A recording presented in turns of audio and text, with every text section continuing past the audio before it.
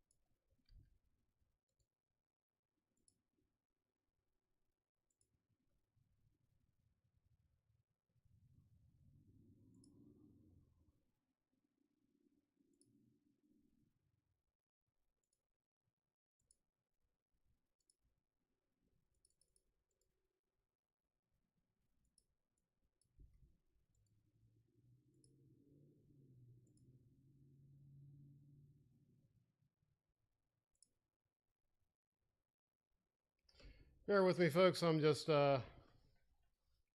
getting all the feeds running here. So it looks like we have, yep. Let me get my docs or at least pull these up over here so I can see what might be going. I might not be able to go and do all the comments, but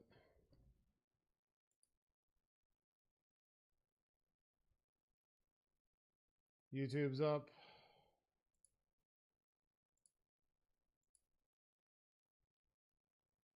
Hey, look at that. We are live on Facebook. We're live on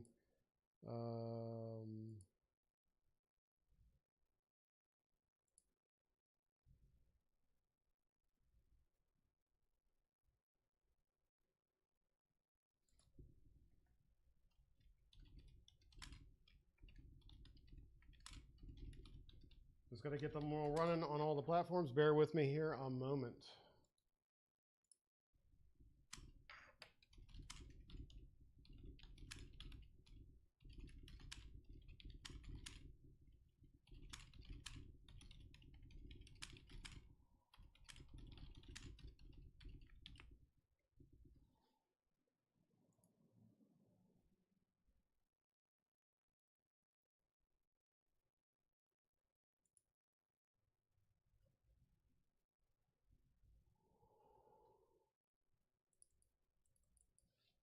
Okay.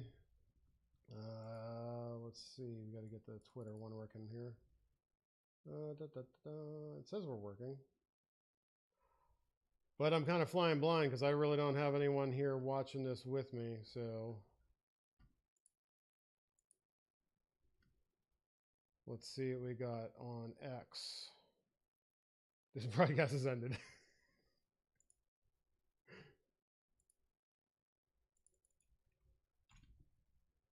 All right, hold on. This is all tricky.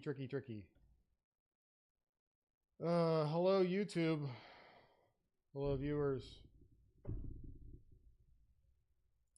Hello, Facebooks.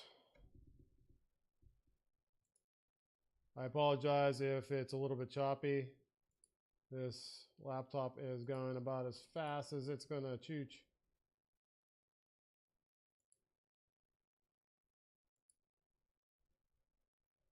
Okay, I need the stream key. Should be the same one that I have in there, but just to be sure, go in here. We're going to delete that. We're going to make a new one and hit okie dokie.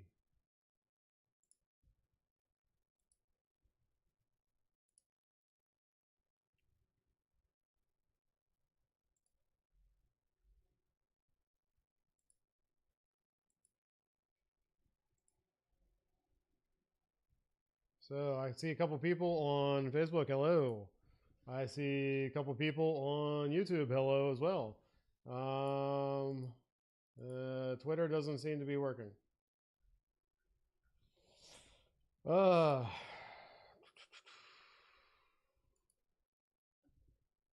that is what it is. So, okay, what do we got? We got a couple different, couple projects. We got this guy right here.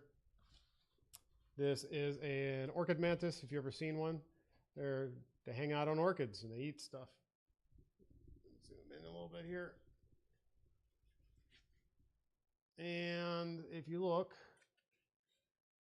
the legs crack. There's a wire armature in here. This one's about to fall off. So this kneecap, he didn't pay his bills. So, and I guess, you know, if the mob really existed, they would have done that.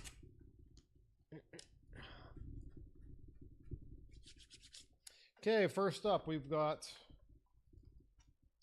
I am just crushing this screwdriver here on my nicely cleaned up desk. This is that Soko, I think it is called. New Jersey made. You know what? This will work a little bit better. We're going to crush it with the pliers.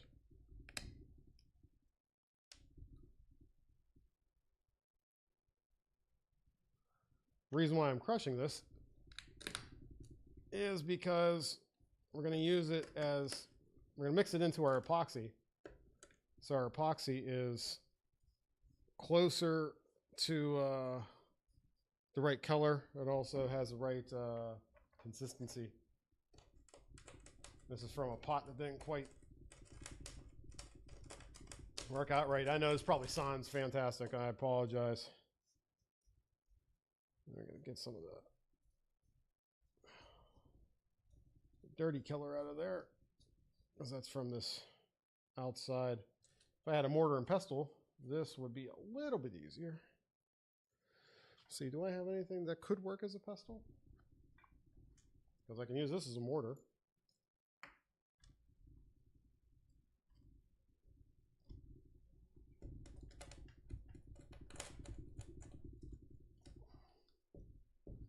It's amazing how well this screwdriver is doing it. This came out of a set that got probably 20 years ago. You can see it's falling apart. I'm going to move that out of the way, and we got that. It's just a piece of label backer. You know, we do our labels, the stickers and all that. This is the backer for it. Comes out the machine. I'll take my, I'm going to try to keep this in camera and in view here, so I can see what's going on. All right, we still got some watchers. Cool. Thank you, thank you, thank you. And it looks like Facebook is, hey, it's still live. Cool. Yeah, too low for FPS. Who cares? Close that window out. Still saying our broadcast has ended on X, Twitter. Oh well. Okay, so I like to just take these. Look at these paint stirrer sticks. They're all broken up. It's funny, they actually sell these, basically these free paint stirrer sticks you would get from the hardware store, and they break them in half and then sell them for like $5 for a box. We take that, and I like to use this JB Weld. The 5-minute epoxy is kind of nice to work with. We need more. Don't mix up too much at a time.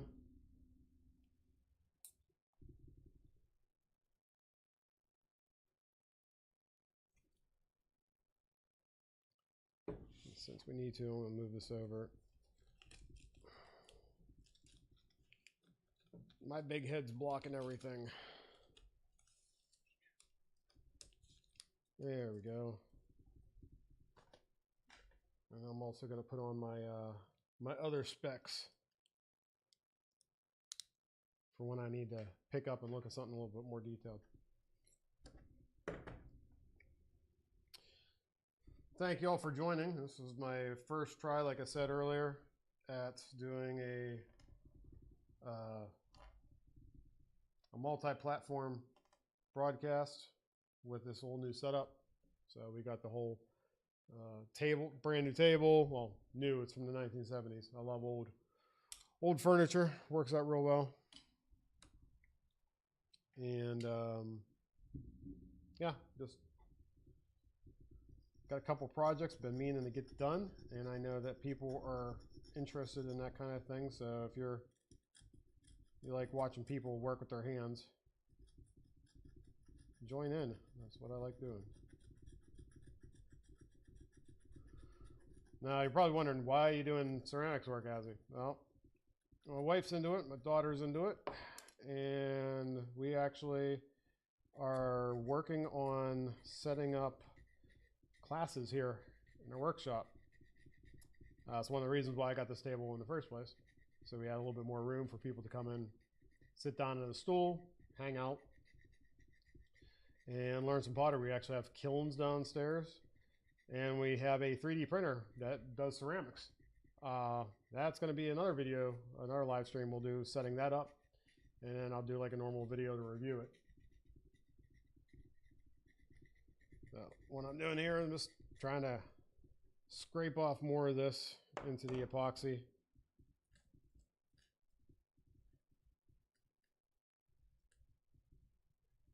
There's some big clumps in there. Not the greatest, but this will gives us a little bit of body to it. Add just a tiny bit of hardener. Make it a little bit less goopy.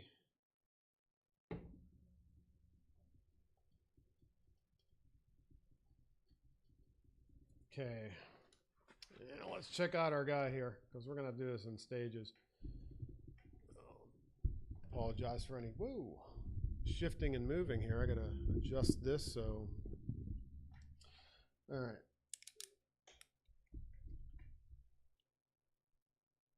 We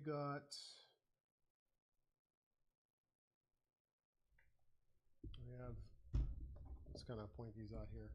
We have a break right here we have to reinforce. We have one right here we have to reinforce. Here, here, here, and like I said before, his kneecap's about to come off. Everything else seems to survive pretty well. These big flat surfaces, those are usually pretty bad. And we got these little chips in here that we're gonna have to repair, and then also mix up some paint. I got some Valero. Is that how you pronounce this? It's airbrush paint, but I find if you dry brush it, it works really well for this. And that's his technique, where you use little paint as possible and kind of brush it on and tint things. And you do that in layers. And then we cover it with a little bit more clear epoxy, so it has the same look of the rest. So let's see, which one do I want to do first? I think I'm going to do one of the more simple ones here. And I think we're going to have to take and make feet tips, but I'm going to fill this one in right here first. And I'm going to have to mix up multiple batches of this. I'm going to actually pick up a little bit more of this.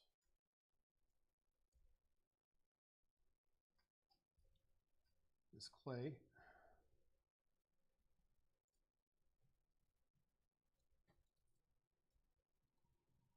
And since we're going to be painting it, and we'll do a little bit of a white base coat on it, we're going to have to worry about too much.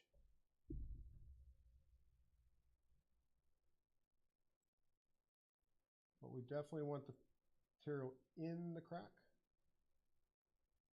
And since we're working with ceramics, we don't want to try to widen the crack like we would on some metal or something else that we're working with. This is pretty delicate, and you'll see there's a lot of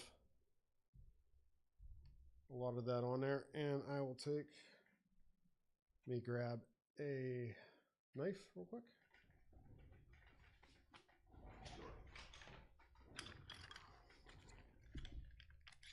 Ceramics tools. We use these for just model making, they work fantastic. Everything has a different tip. There's little forks. You can make textures. You really get things down.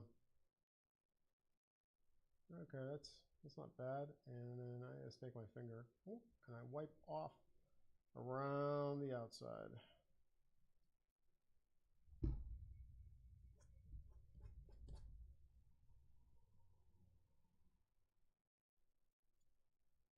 Now, you'll notice that that sits in there a little bit. Oh, it's a little bit hard to see, but it sits in the tip of this a little bit, and I don't know if that works better on that one. And that's just because I wiped it out around there. And that's all right, but that'll make sure it doesn't run while I'm working on, I'm going to work on this other one here, and this needs to be bent a little bit straight, if I remember correctly. Whew. Heard that crack there a little bit. Man, this is a delicate, delicate job. And I apologize if this is not focusing quite right. There, I think that's a little bit better. So you have to be careful. There's wire inside of here. I think it's nichrome wire or stainless steel wire. I'm not sure, but it needs to be able to hold up to the temperatures of the kiln, which you're kind of liquefying clay when you do the sort of, not so far that it melts down. That'd be lava. But my understanding is that, it does have a phase change a little bit in there. I think it's just more from the molecules of the clay aligning a little bit differently. But when you have these thin pieces like this, they can snap and break. And when you have wire inside, since the wire might expand at a slightly different rate than the clay, it can put stress when it's cooling. And that's how we end up with projects like this. I'm going to use my precision finger applicator here to kind of just try to smear this in, just like you would some caulking.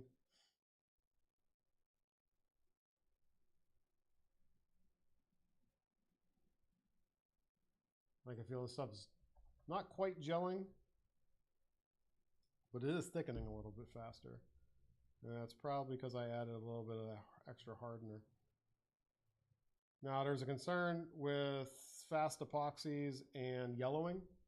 When you're working on stuff like this, when they dry, they can get a little bit yellow. And that's one of the reasons why we do paint as well.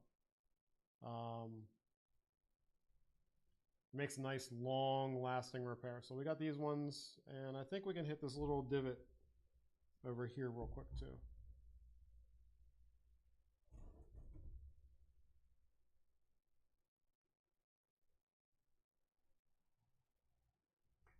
You see, you don't need super fancy tools. Just a steady hand, I guess.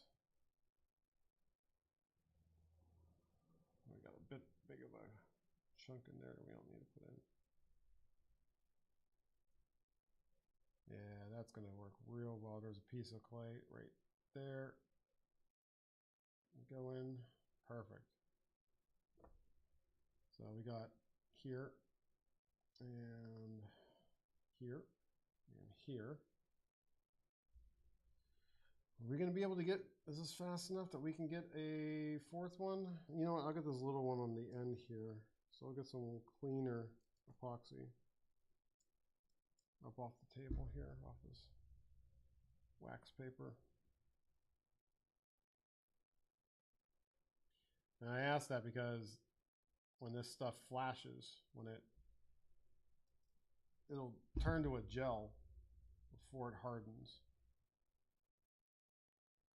If you work with glues, that means it's like it's setting.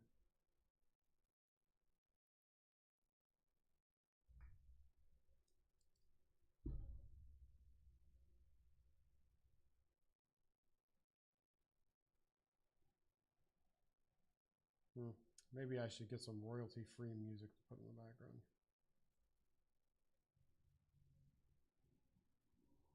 Okay, I'm gonna put this guy back down on this foam and grab a piece of paper towel and wipe my hands off.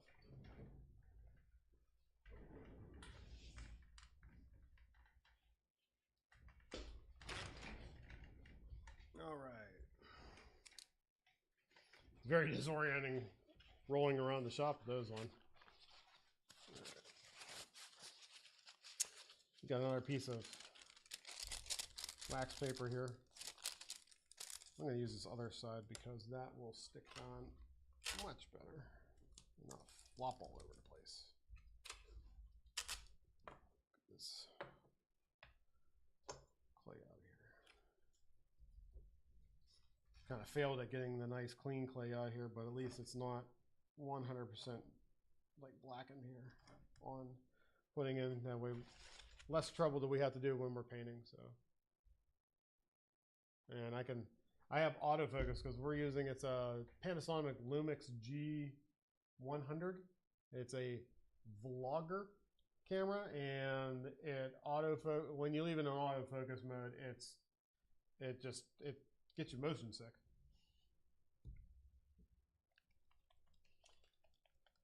We have our Vallejo. I think that's how you pronounce it. Airbrush paints. So we're using 71001 white, 71003 red. This is the military color model maker's kit. It was set up here in this nice little 3D printed stand. Printed that a while back on our Raise E2 when we had that. Prints nicely like this, so it doesn't take as long. And you can hold bottles in it one way or the other. And every once in a while take and flip them, that way they don't get all settled.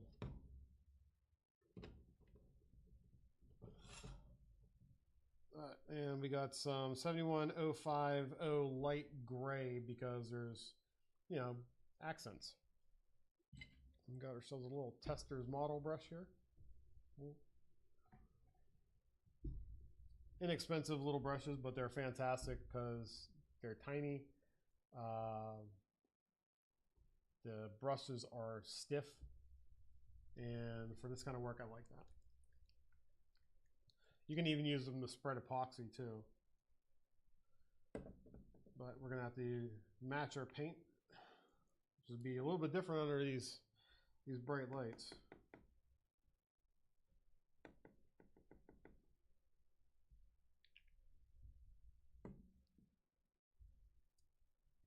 In fact, you know, one of the things I love these for is when we do the Jeep Cherokee gauges. You might have seen like the Godzilla one I did. There's a couple other ones that we've refurbished over the years. I actually repaint the surround because they're sun beaten and stained, and you know, you get mud in there somehow. I don't know how, but it does. You get bugs that die inside of it, you know, stuff like that. I mean, they're 40 years old at this point, 30 years old, whatever. We have formulas made for these paints, how many drops in the airbrush to get the exact tint to match the original plastics, the gray and whatnot. Definitely gonna need to add some more white here. Whoa, too much. That's all right. We have some very light pink in there that we have to work with.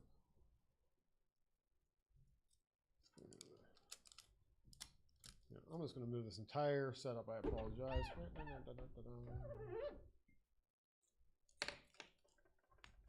Like I said, new to all of this. Just so you guys can see. Some mixing, and it's not just me talking.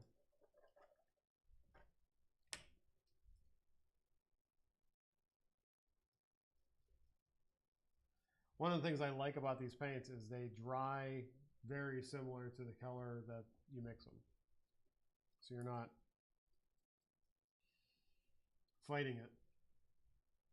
I know I said I added a little, just incorporate that over. This brush is pretty stiff. It's been used a good bit. I clean them off with water, but you never get everything out. Not always. Yeah, we definitely need some more white here. Drippy drip.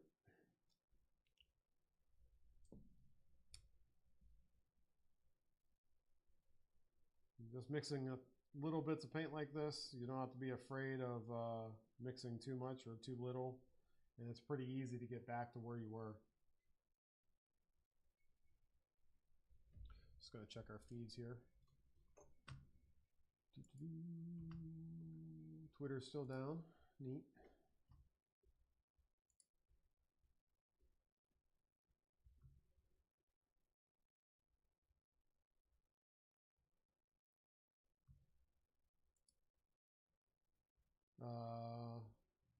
Hey, we had 3 views on YouTube. Cool.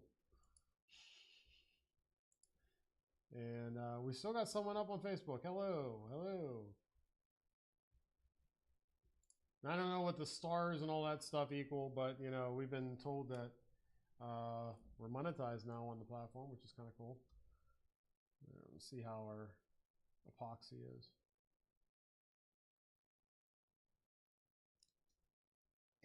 It's gummy. It's gummy.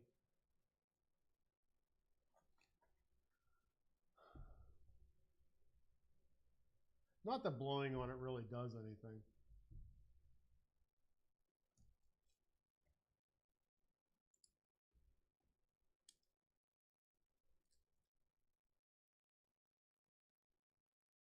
Yep, that was just stuck to my hand. Oh, thank you. There we go.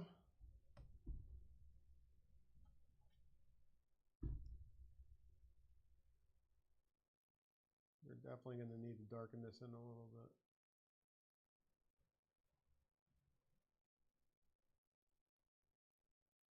Yeah, a little more red, a little bit of gray to this one. But the pink gives us a place to start.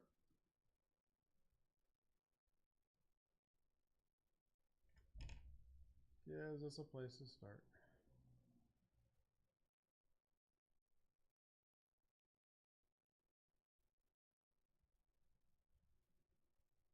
And we can just add and blend. I don't like to try to hide these completely, so I'm not going to smooth them out, especially because they're joints on an insect. You can see we got the base pink here pretty close. But since it is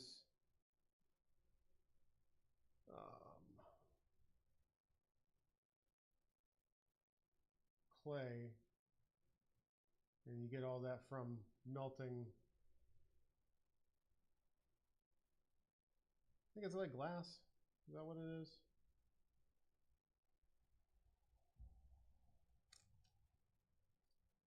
That goop is a little bit too goopy. So we'll take our little scraper tool here and actually peel some of that off.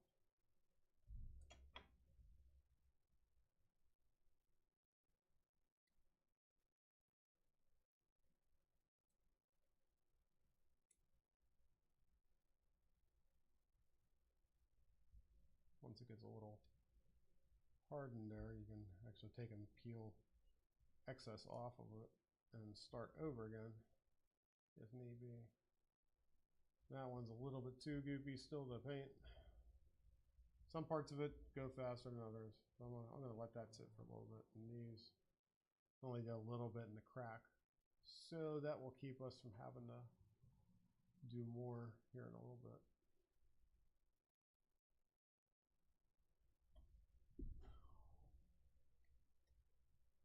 Okay, put him down again. It's very fragile.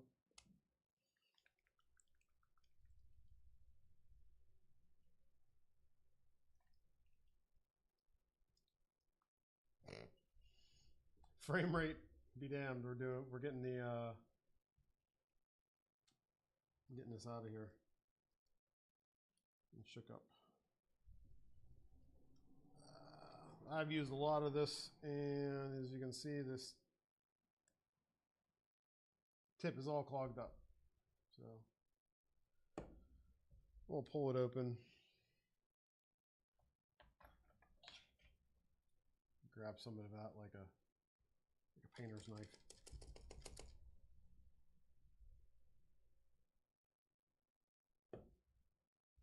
Yeah, don't be afraid to use, especially when you're working with paint. You can clean paint up. You can wash this off. You don't have to worry about it staining or something. See, clean, as new. But we're going to take and mix a little bit of that and a little bit of this corner over here.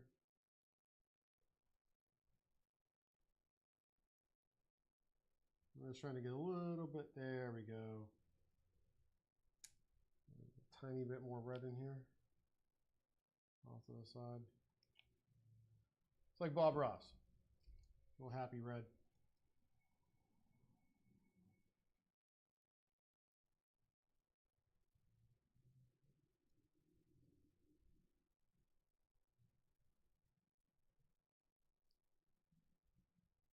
A little more white over here.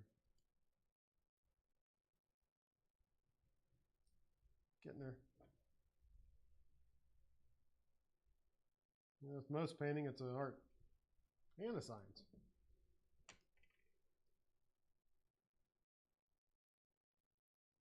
And just try to mix.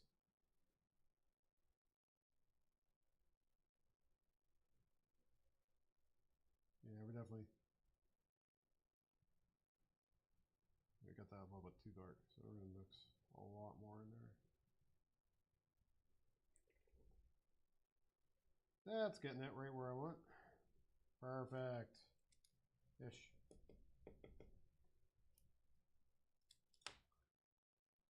Like I said, dry brushing earlier, especially once you're working with these and the paint starts kind of getting hard on you. It's where you take the not too wet brush and you just kind of accent it.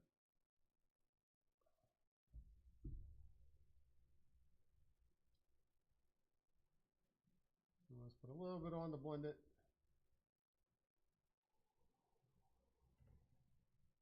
And come back. Yeah, paint, you got to layer it a little bit. But that is mixing in almost perfect right there. We'll get this a little bit more pink on that side. And this one over here. We didn't paint this at all last time. I need a little bit more white in there. Yeah, there we go.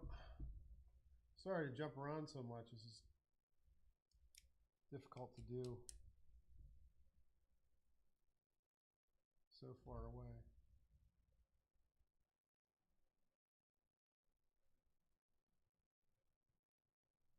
But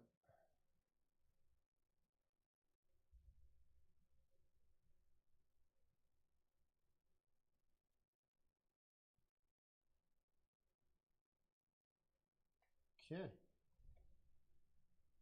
Exactly where we needed that color.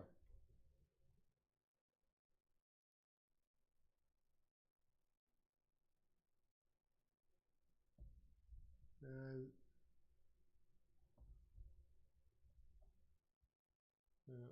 make sure that we got our focus where we need it.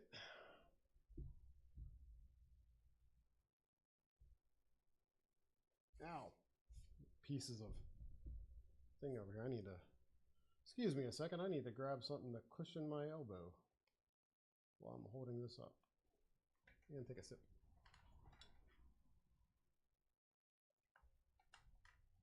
Some iced tea.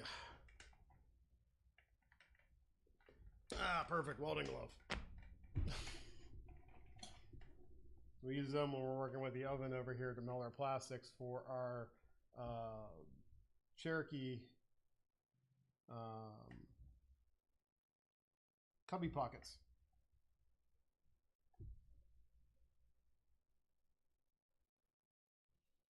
All That's a bit more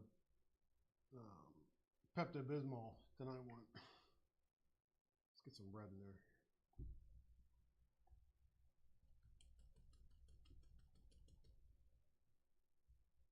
A little less muddy. A little more pink.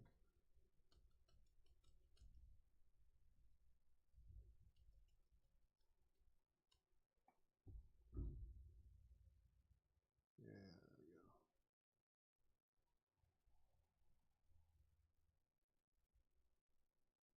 You use your fingers sometimes to just help blend it in.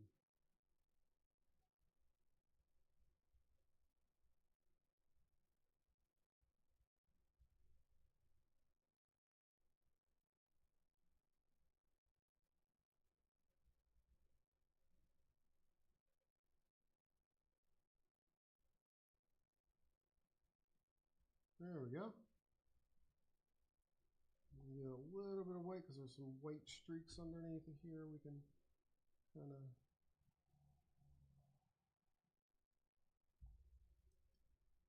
add to that.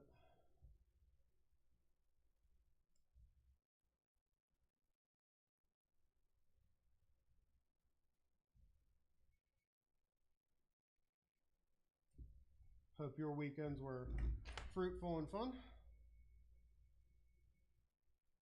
I got some machines moved around down here at the shop. We were out for the eclipse last weekend. And I've been spending a lot of weekends and evenings here. So it was good to get a little bit more work done.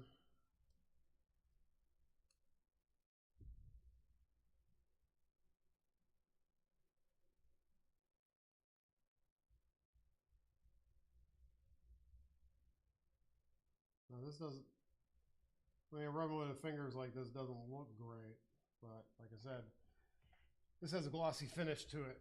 We're going to come back over it with some clear, and that really cleans it up. And then it also kind of leaves it with the impression that it's still clay.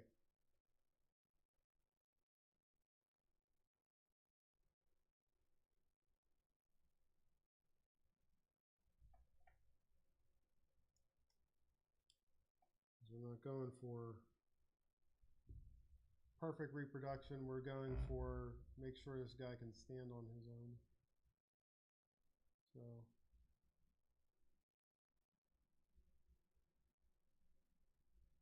and not look horrible doing it. And I'm also wiping away the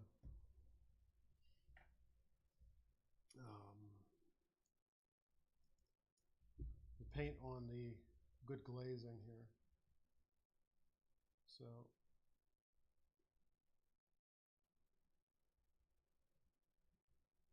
we don't need to replace that. We just need to replace what's in there. A little bit of red. Some more intense pink. It doesn't take a lot.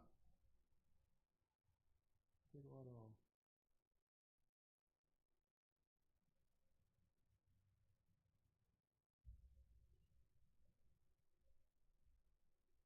More red. Now, one thing we can do is there's stains, like concrete stains, masonry stains that you can use in pottery, and you can actually mix them into your epoxy too. You can color it that way. But you also have to be careful because sometimes the chemical composition will get screwed up and you won't get your hardening. You definitely don't want that.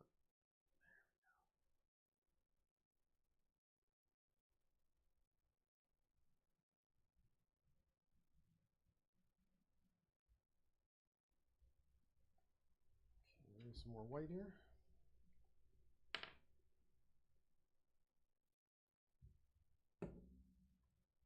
So yeah, two very different projects than normal here in the shop tonight.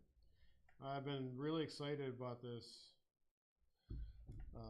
multi-material unit. It's a color change. If you've seen any of the new bamboo printers, it's somewhat like those. We had one of those for about a month. Yep, another 3D printer that didn't work out. But thankfully, we got a refund for it. It fell apart in short order. Wasn't pleased about that, but they're new machines. They're made in dubious conditions, most likely. Most things from over there are. At least this new printer here it is. We got the Prusa from the Czech Republic. So we'll give Europe a try instead of China.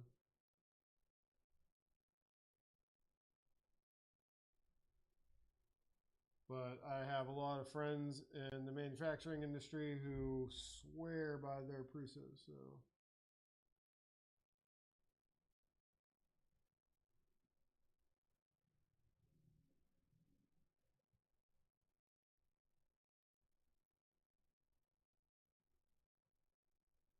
trying to kind of match some of the brush strokes where the glaze was applied.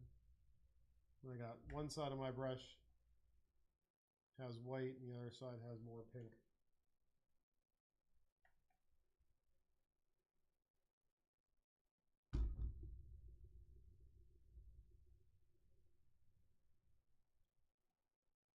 And adding, mixing these up a little bit more here and there definitely gets us, keeps them wet enough that we can apply them.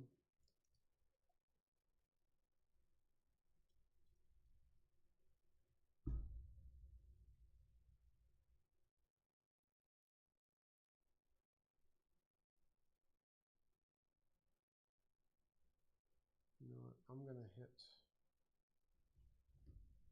new one over here. So that's a good match. I apologize if I go out of frame. I'm trying to keep this in here.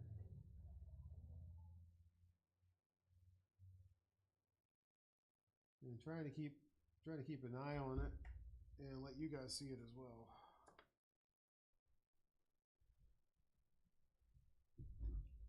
Y'all out there in internet land.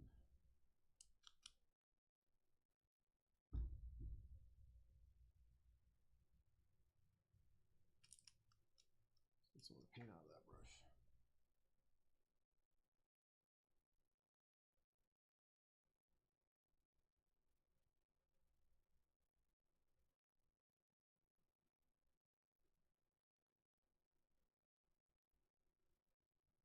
Now, I got a lot of paint in that crack there. Paint's not structural. But anything you got going in there dry, especially if we get in there first, this has been filled in. So that's not gonna be bearing any weight. Then it will shrink in as it dries and the water goes out.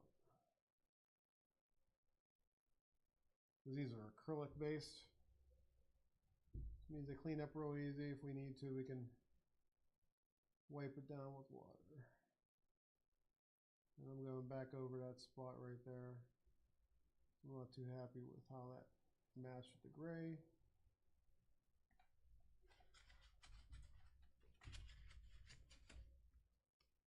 Speaking of water,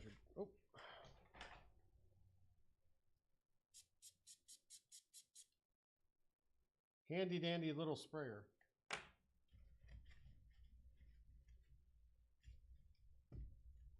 Keep those clean.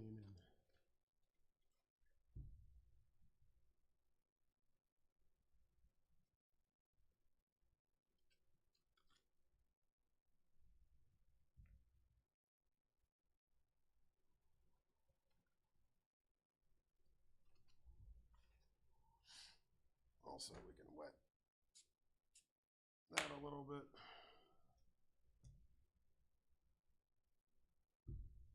Keep it going for us.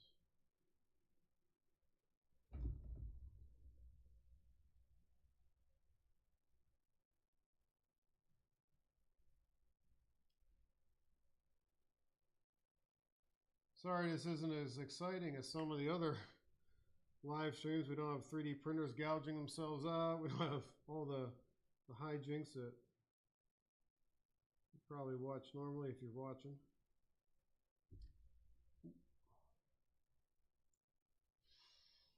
Ooh, piece fall out.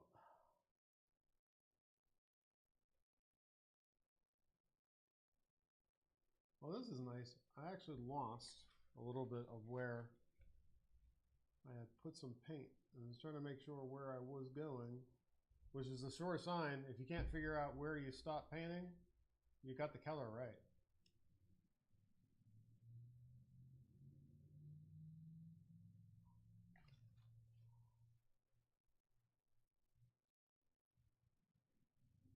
Let's take our wet paper towel here.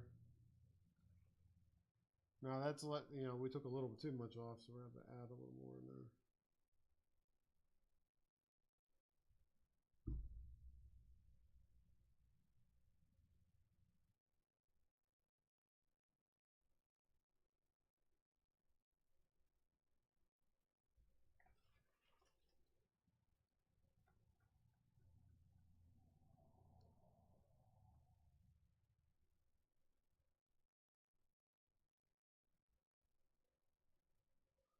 I really hope the video is clear and you can see what's going on, because when I look up here at the little monitor on the camera, it looks great. When I look over here at the PC, it's a little sketchy. So I hope you can see this. I hope you're enjoying. If you don't mind, I'm going to do the standard creator thing of like, subscribe, blah blah blah blah blah blah. I mean, it is nice. Trust me, I like it. And the more you guys watch, hey, that's extra money we, one, don't have to spend on advertising for our other stuff. And two, we actually get a paycheck now for some of this, which is pretty cool. And that's thanks to all you, so thank you.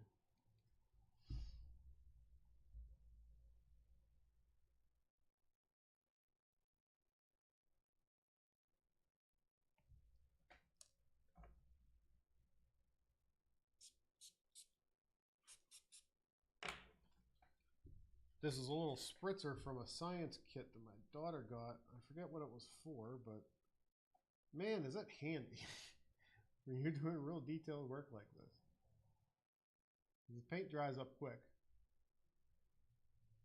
And a little bit of damp paper towel in this, you can really, really blend things.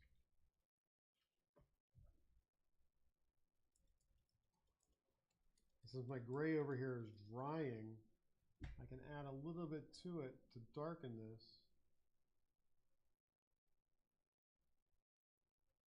And it looks a lot closer to the clay color coming through.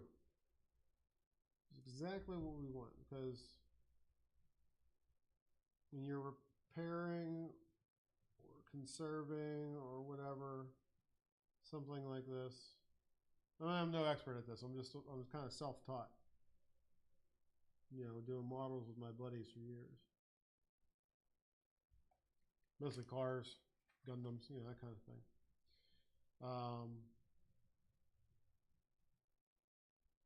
But when you're doing it, you got to realize that light travels through. We got luminosity to think about, and it reflects down off the bottom.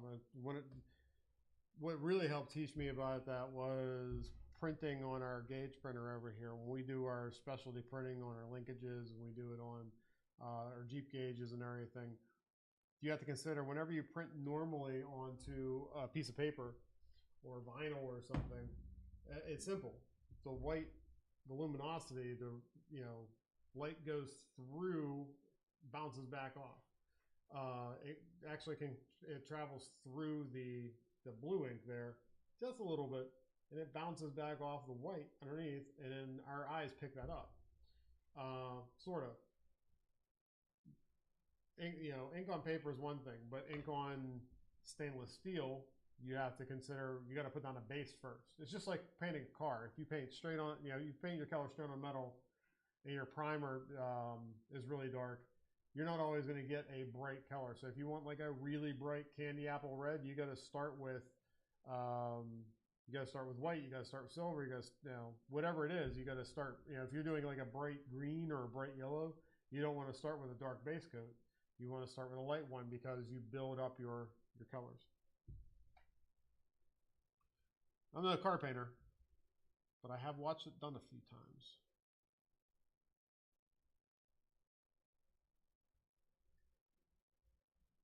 I'm not too happy with the color on that one.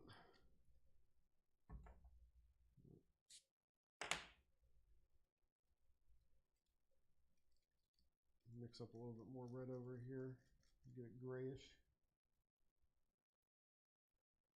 Ah, there we go.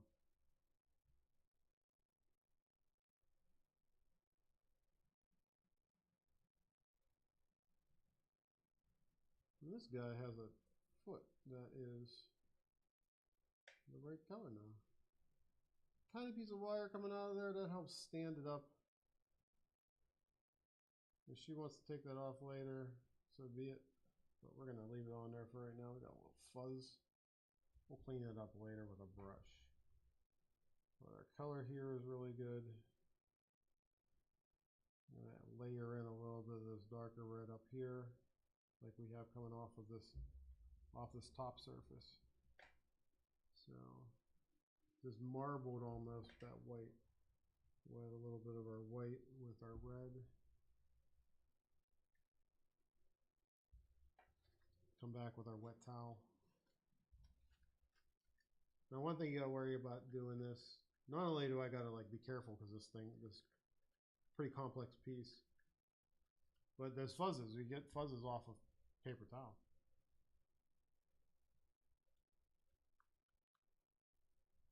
You gotta remember this coating was almost liquid inside the kiln.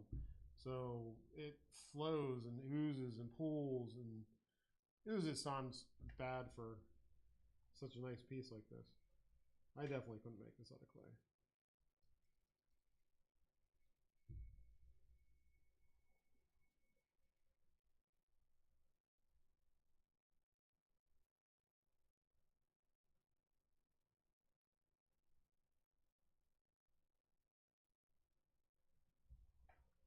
And we get towards the bottom, it's a little bit more dark, so we're gonna grab our gray, tint that up a little bit.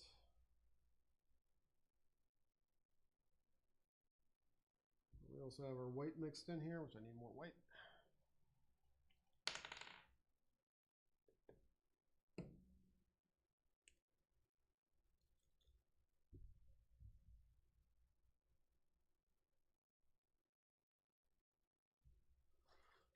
Come back, we'll blend it.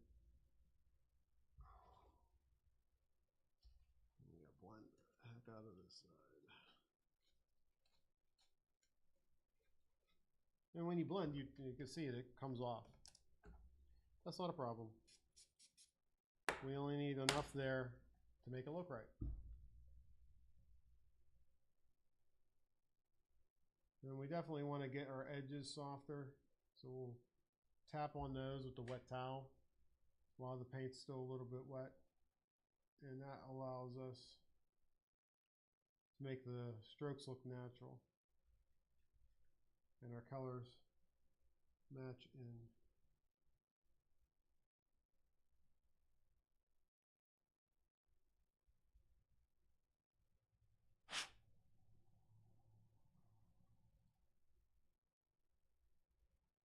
Now one thing you got to be careful with when you're doing one like this is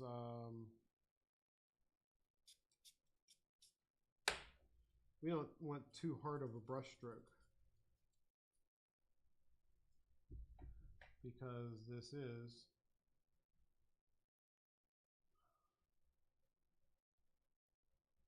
glazed. So I'm going to come over here and I'm going to do that. Take care of my brush strokes, and then I'm going to wipe that down. Just another layer to our coloring.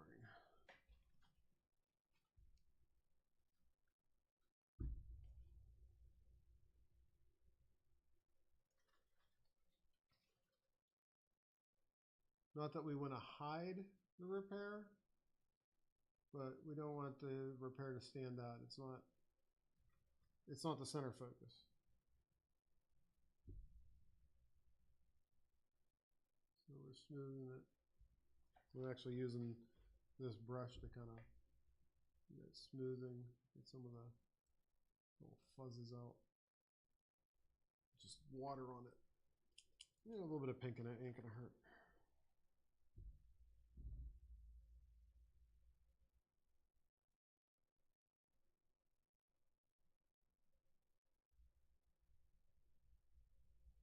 Cool. So we got that one, they got that one. This bottom one's okay. We need to come back and do this one here. Again, we're gonna hit it up a little bit darker for the underside here.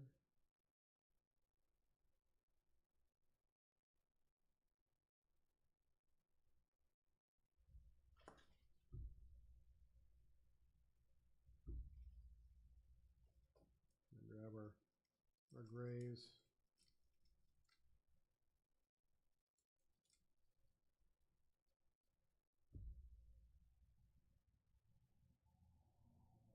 Then we have to come over and definitely grab some more white.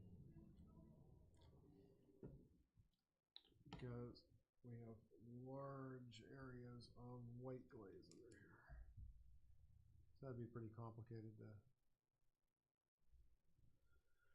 get all together.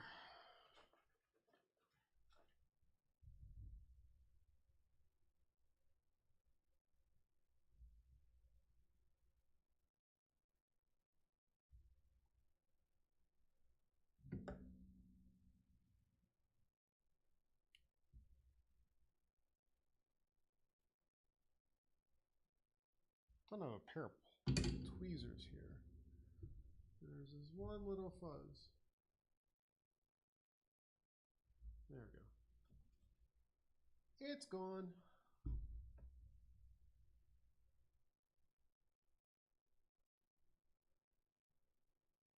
Look a little bit more there.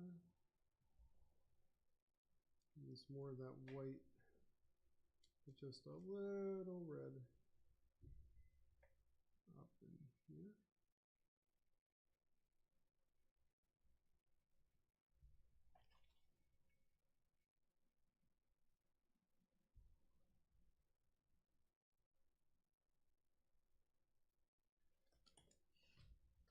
And if you remember, this guy's kneecap was pretty messed up there. So, oh, he's got the other one, but this whole joint here was pretty bad.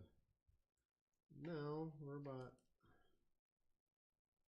I'd say we're about 60% done with this piece. I can see the end in sight.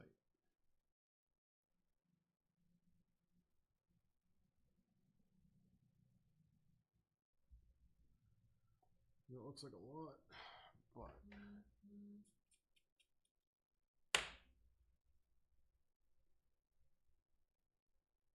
notifications. Must be Twitter or texts, because I don't do Facebook notifications anymore. I don't like getting woken up by bots all night. And if you have a page, you understand. And if you're wondering, what do we do about those? Stop clicking on them. Hey guys, that girl's not real. And I bet you what, even if she was real, she ain't getting that with you on Facebook probably. So be suspicious. Girls, every guy's trying to get with you on Facebook. You're already suspicious. Well, of the guys.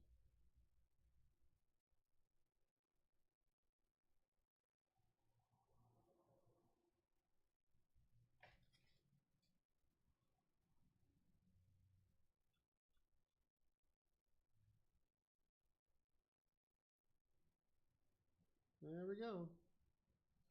Now I have a secret weapon when it comes down to applying a gloss coat on these. Krylon makes a glazing spray that looks almost exactly like thickly placed pottery glaze. And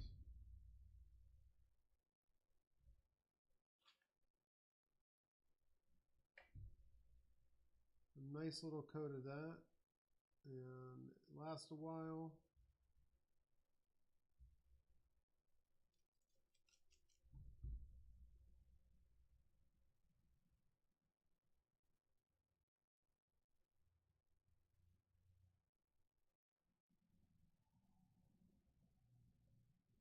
You got to take into consideration the topography of this piece. Some colors are going to settle into the joints a little bit more. And you got wide flat spaces are going to be a lot lighter because that's where that white pools. The titanium dioxide and that, and the paints and everything underneath of the glaze like to do that. So we got a little bit more inside of there. Not enough to like make it, like I said, we're not trying to make this repair stand out. We're trying to make the piece look coherent. And you can see there's a lot more red on the outside here, and there's a lot more pink right here. I'm just going to blend that in to the glaze. Dark glaze.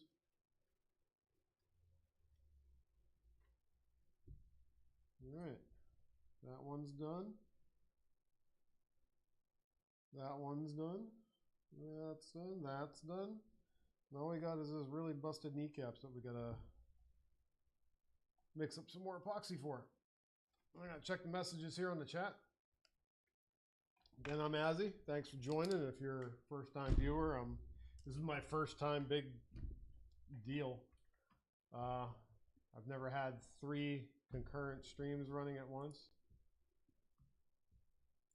So we got a little bit of a delay here. Hello, everyone on Facebook. Got a couple viewers there. Hey, we had 5 views on YouTube. Cool. We've been going for an hour. Thank you very much if you've watched for a bit. I know that Facebook we've had more than a few people, so that definitely helps. Invite your friends. Tell your mom about it. I mean, it's crafting.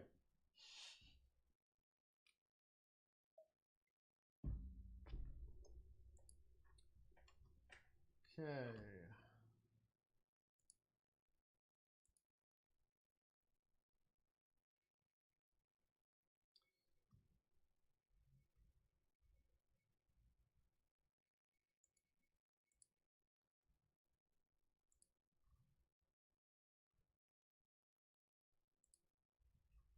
Okay, all that stuff. I don't know why.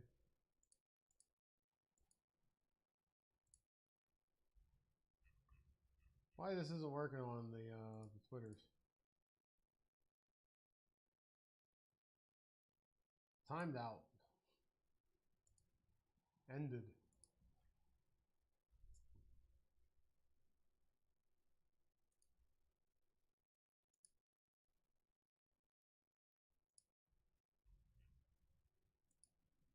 Oh well. We're still on the Facebooks.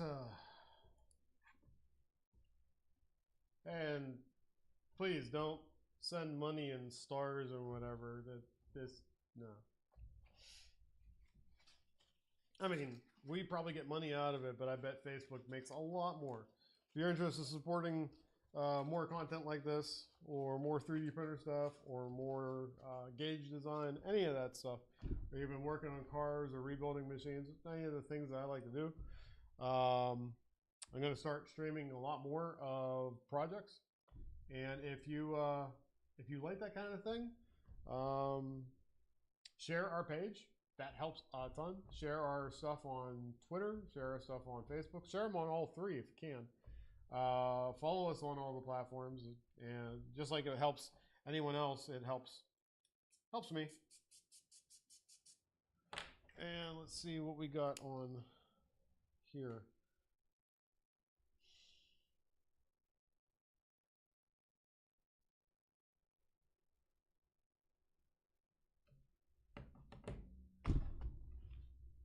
Looks like I got a couple of the guys watching. Hey guys. Very cool. Yeah, we've got our epoxy there. Mix up a few drops of good old-fashioned jib weld. Jib weld.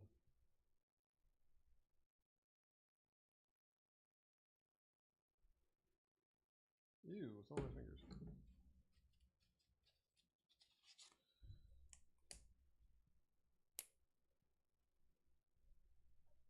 Yeah, I'll even crack a mixing stick in two just to not waste it. Waste not, want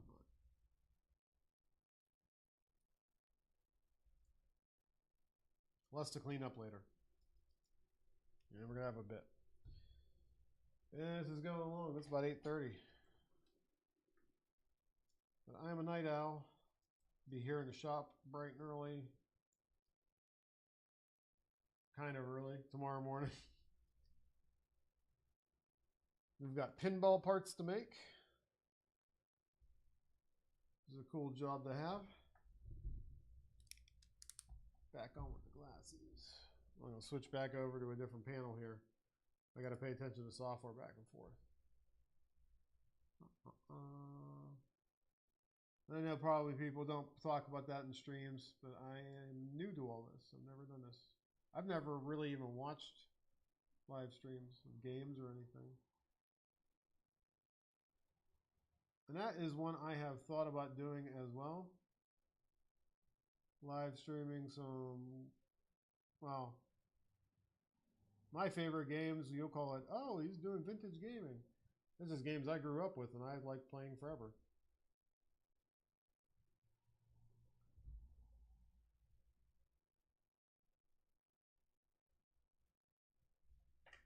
And games that I just picked up and haven't had time to get to, like Doom 2016. Started playing it again the other day. And it turns out I only got as far as I got the last time I played it.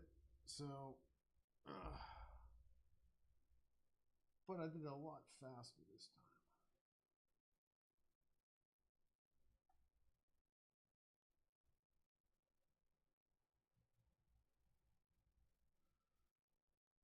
Alright, we got that all around the kneecap. I'm actually going to take a little bit of this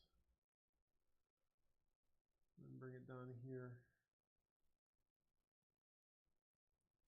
Make that shiny. And seal it in.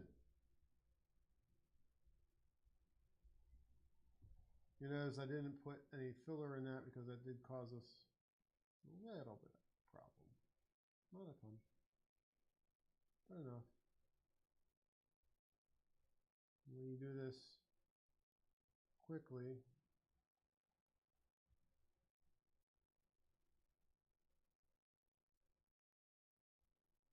stays nice and liquidy.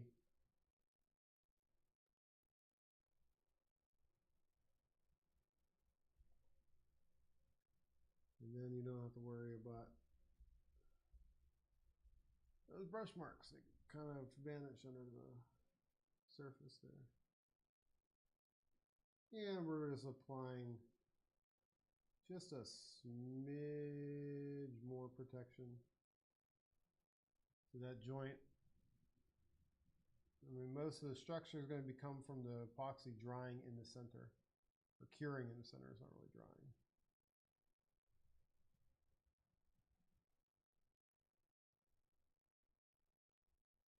Now I'm not going to smear this with the towel or my finger because that'll wreck it.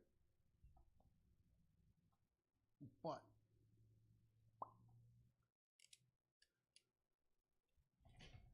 let that sit for a moment. Actually, I'm going to mix up a little bit more of our epoxy. Excuse me a second. I'm going to grab another piece of wax paper. Just grab it out of the trash can here. You make so many labels.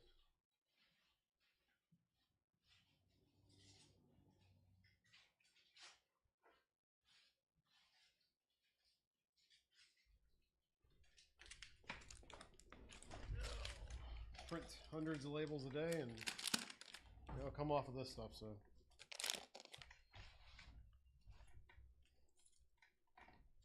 mix up a little bit more epoxy. Just trying to keep the epoxy clean, and I don't like to mix up more than I need. If I have to mix up more for a non-structural part, that's better. So it lets me take my time. It also means I don't have to. What's that? Yeah, resin. We're a little resin heavy on that one, but sometimes I like it to be resin heavy instead of hardener heavy. You're supposed to do 1-to-1. I'm thinking like a 49 to 51 kind of ratio. Granted, I'm not weighing it out. I know you should be weighing it out and doing all scientifically.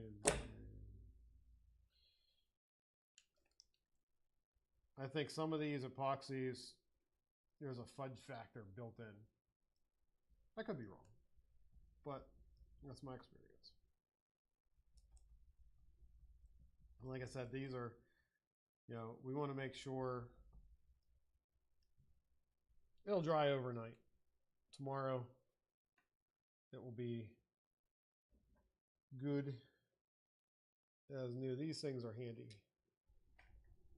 especially when your eyes are, you know, you're getting a little bit up there in the years like I am.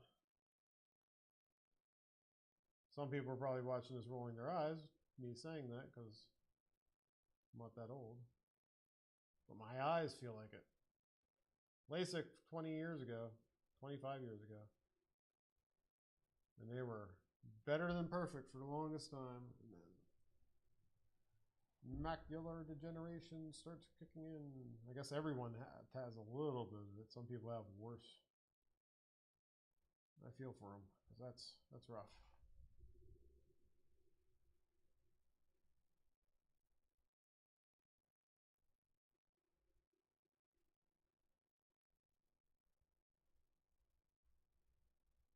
So some of this doesn't have a glossy finish, especially the bottom. But this top here does, so we'll reapply it. Not everywhere.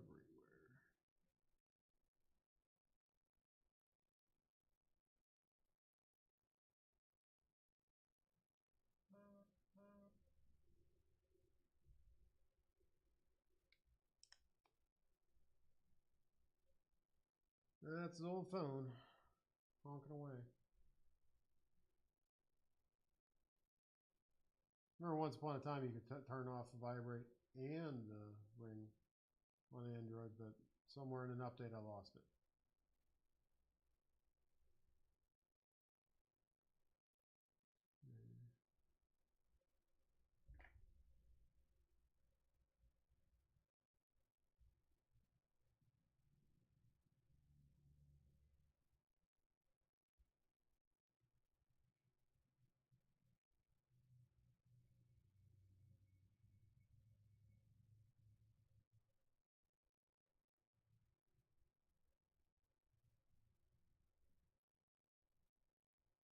Like I said, we're not trying to make it so you can't see the repair at all. We're just trying to make it so it's not as noticeable immediately. Like you have to take a close look and say, oh, look at that, they fixed it. Whereas the Japanese do the wabi-sabi thing, which is awesome. I want to try my hand at that one of these days. Where you actually take and make the repair part of the centerpiece of it. You're highlighting that it has changed, and you know, much like life and all that, I guess. To get philosophical about it.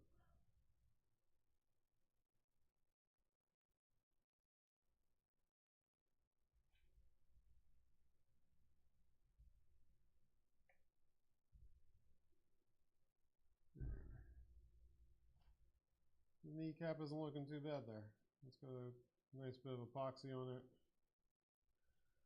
The leg there, those leg joints are glossy like the rest of it.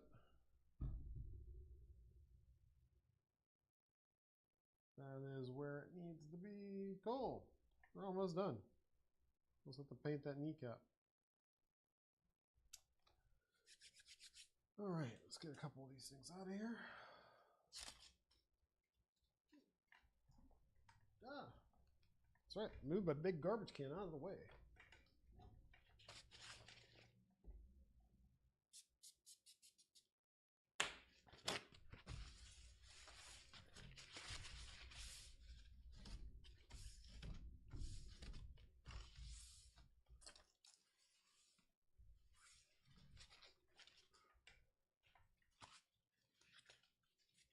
Put that off to the side. Oh, all right. Good time to check if we have any messages to answer. None on the YouTube. No one looking on YouTube. Hey. And,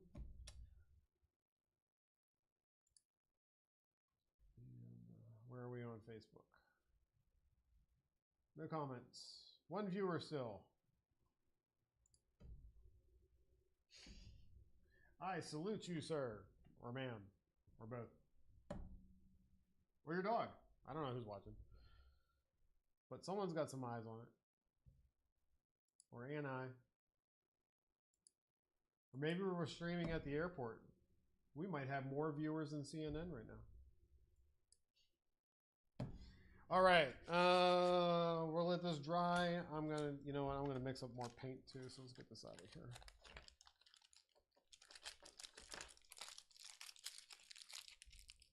Let me get all this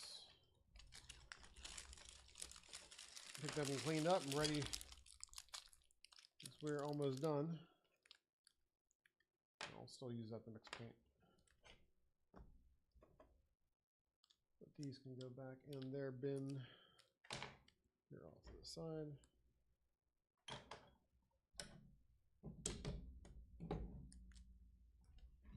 Now, some of these same kinds of repairs you can use to repair plastic parts for cars. You know, things that aren't made anymore, you don't really want to 3D print it, especially if you have texture. The texture in like your cast plastics, like your dashboards and your armrests and stuff, you're really trying to do it, you can use some of these flatter bits here to kind of push down epoxy into those spaces, or even heat up the plastic a little bit and do it. Now that's a little bit dangerous because you're going to get into melting and everything. That takes a lot of practice to sit there and try to do repairs like that, and it's often that you don't get it to look exactly right, but you can get something out of it. You can get part way there, or most of the way there, especially if you got some vehicle that is not made anymore.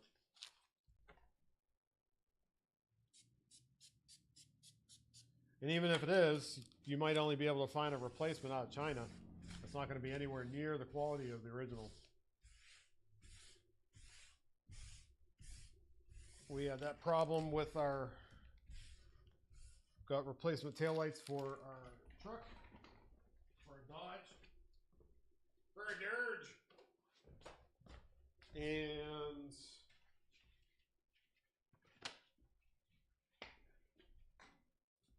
get my glass cleaner here.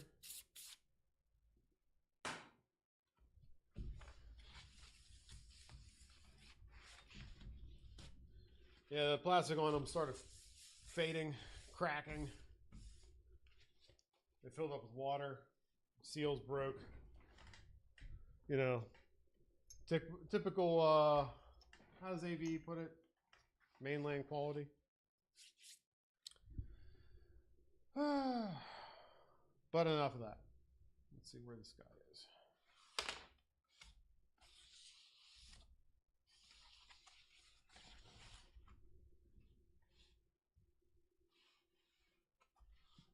Now,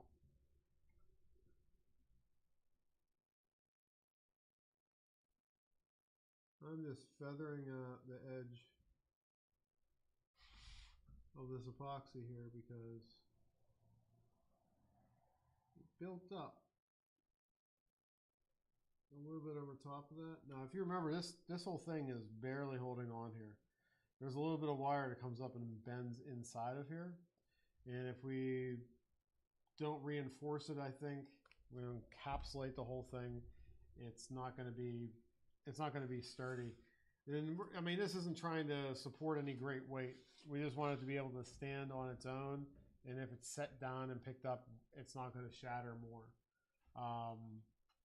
Because ceramics this thin, they're very delicate. So yeah, just feathering this out a little bit. And get my Go-Go Gadget eyes back on.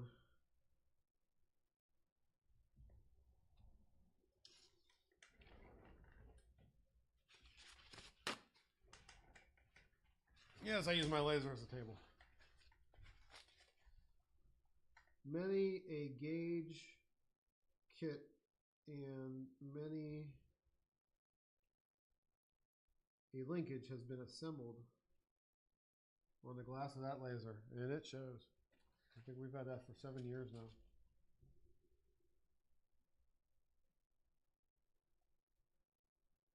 Two locations. They had a full spectrum unit before that. There's a company out of Nevada. They do their own take on the ubiquitous K40 laser. So if you go on eBay and you search K40 laser, you'll find a lot of really junky lasers. They need a lot of upgrades to get them to work nominally, I think. But I'm a little bit of a snob when it comes down to equipment now. Just because you have bad machines break things too many times, you stop buying cheap tools. Really, you do what you can. Nothing wrong with buying used tools. Good used tools are worth buying. Maybe not like power tools with drills and everything, but hey, with 3D printing and a lot of entrepreneurs out there, there are adapters you can even get to make old drills going. I have an impact drill over there. It's an old Ryobi 18 volt. They don't make, no, I bet they make batteries for them, but it's NiCad. I can convert it to lithium. All I need to do is get an adapter and a 20 volt lithium and then put new brushes in it. And that's practically a new drill. Grease up the bearings if I can get to them. If I can't, just run it until it goes. It's still easily got 10 more years of life in it. And why spend a couple $100 buying a brand new one when I can spend maybe 20 bucks on an adapter and use other batteries I already have? So in this economy especially, you gotta save all them dollars. Because someone else wants them. Like a politician with their hand in your pocket. And if you don't like that kind of stuff, well, you can disagree all you want. As a business owner, I have strong feelings on it.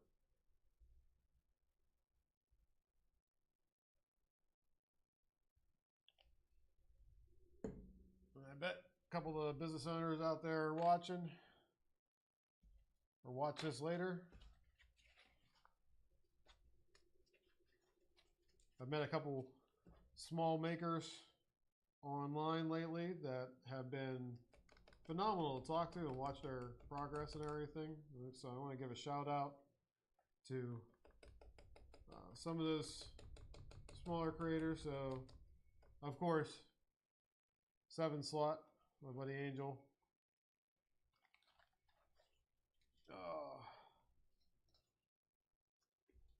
And his longtime associate and friend, Lamb Chop. Yep. Lamb Chop. This is his birthday recently. Happy birthday, my friend.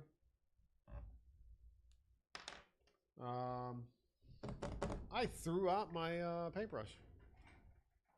I think. He did. Yeah.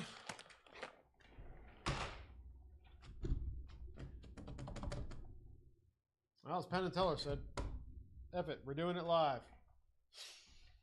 We'll mix it this way.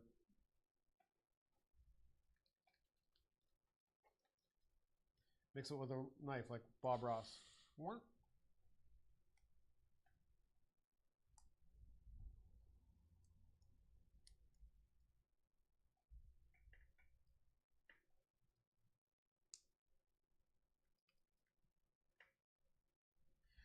Let's take a look at our kneecap.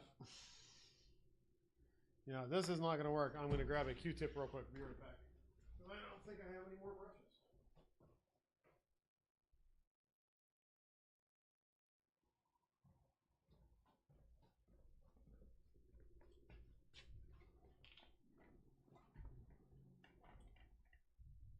Aha!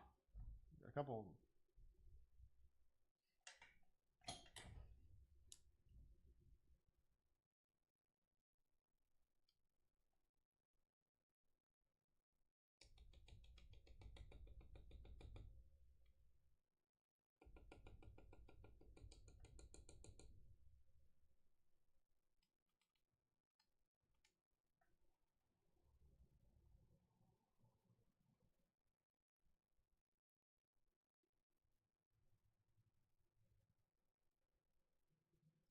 Okay. Let's see if our... Yep. I wouldn't always recommend on painting on top of that like that. It could make things take a lot longer to dry. But here we are.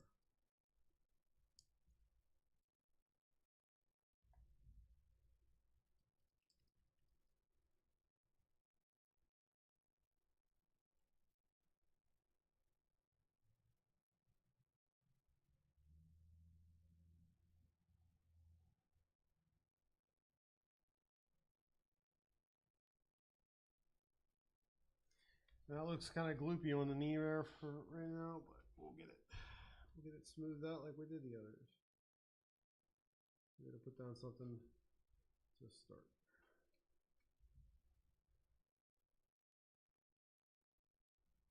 You know what? I think I do have another brush over here. Let me grab that real quick. I'll be right back.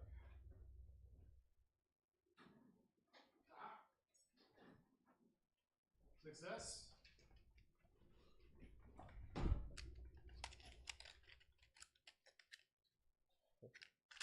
A whole new brush. I know. I'm sorry. Hey, donate today and I will stop singing.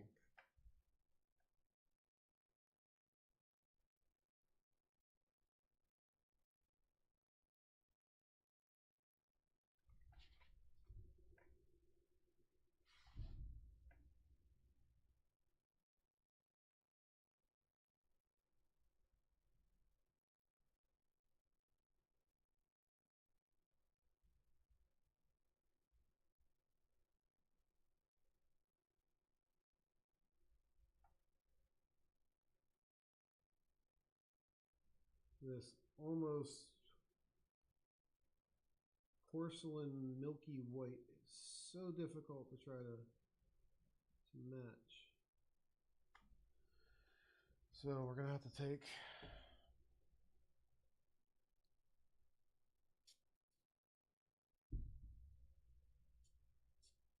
a little bit of our water. Come on.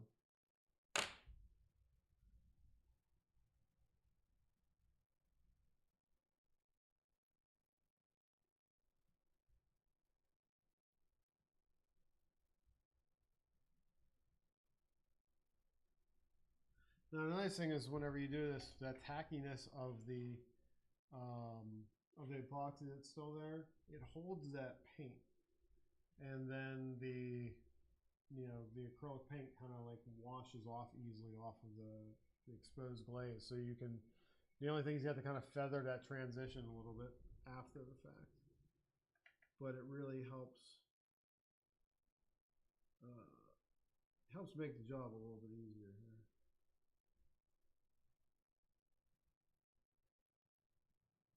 Like I said, this milky white on top of it is difficult to kind of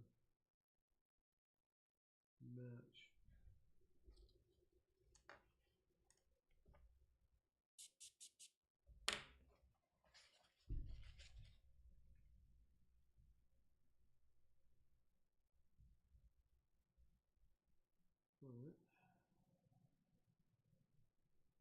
bit of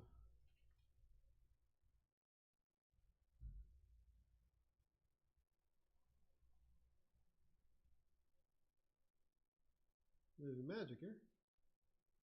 Not movie magic, it's paint magic.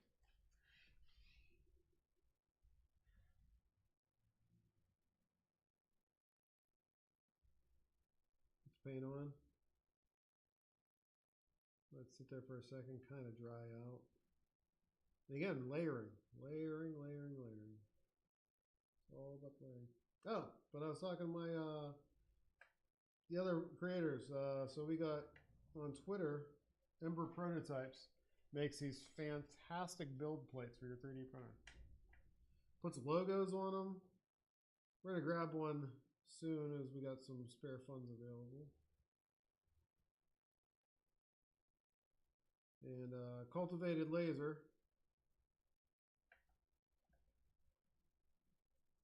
Got us some sources to be able to do our own patches. This was one of the reasons why we're doing this multi-material upgrade here shortly. Yeah, we're going to 3D print patches. They look amazing. I can't wait to show them off. So we're going to be using some cool graphic design software that is specifically meant to do like paintings with 3D printing.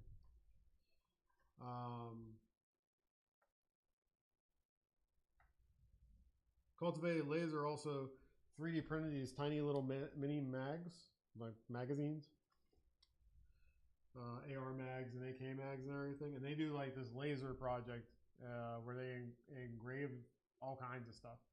And so they did the same engravings they did on like the full size real magazines on these little keychain ones, and they're stupid cool. You should go check them out.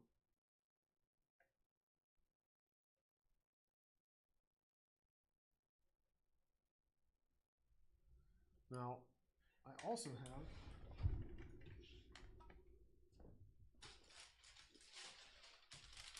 these types of Q-tips, sponge type, which are very handy because they're smooth, but they're also a little bit textured. So that mottled white texture there, we can kind of recreate with the white with a little bit of pink showing through.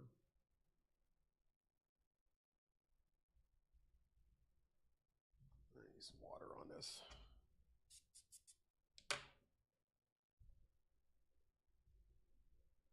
A little bit of water ain't gonna hurt the table. It's freshly waxed. Until I scraped it up with.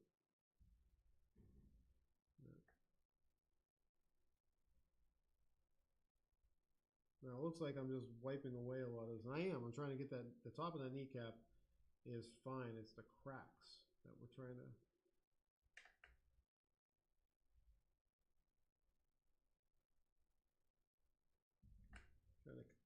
Not so much conceal. Well, I guess we are trying to conceal them a little bit.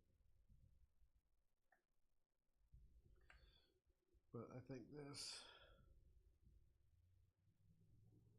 because we're doing such a large visible area, it's kind of out there in the front. It really helps if we leave as much as a natural as possible.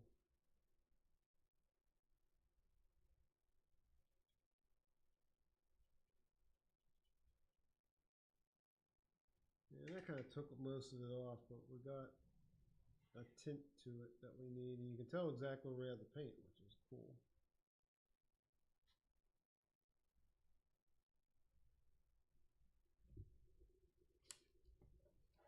Come back with our white.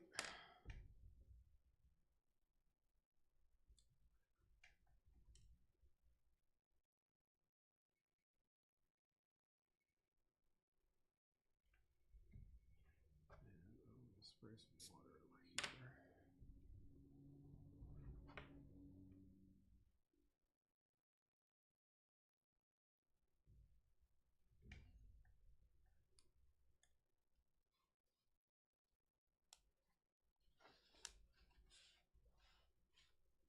See, that's still clear.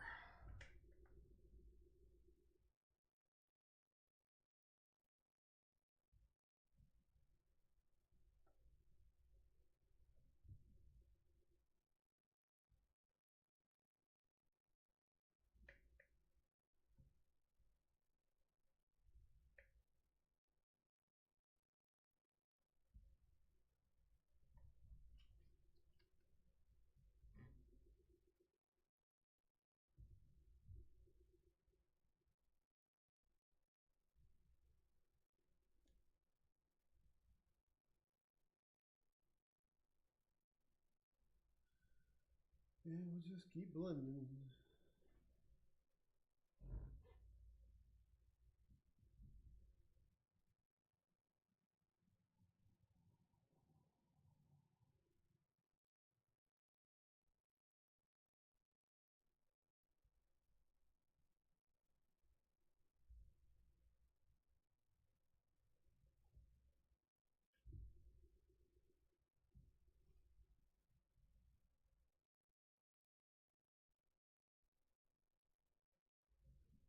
Some of our texture back in there.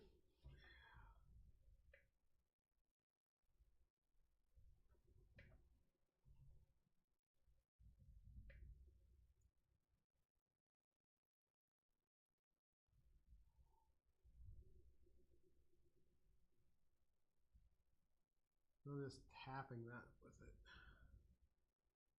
And that really lets us just kind of soak up the excess that we are pulling on here, and it also imparts just the tiniest texture in there.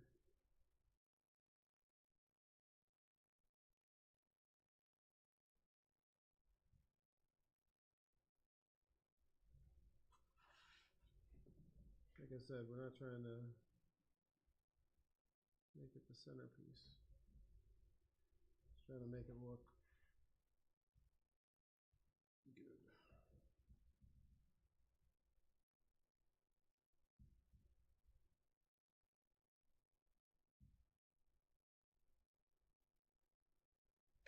Because that makes this mixed media. It is acrylic paint. Ooh.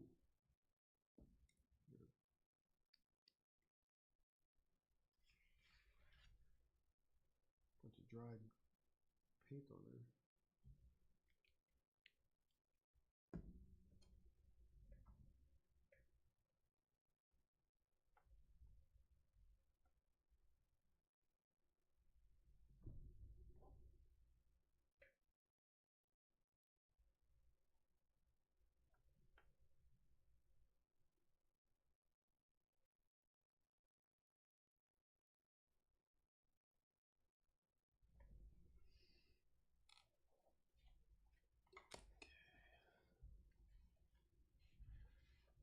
I am trying to get a very good match between the top here. There's a little bit of that ridge line right there where it comes down in. I want to try to keep.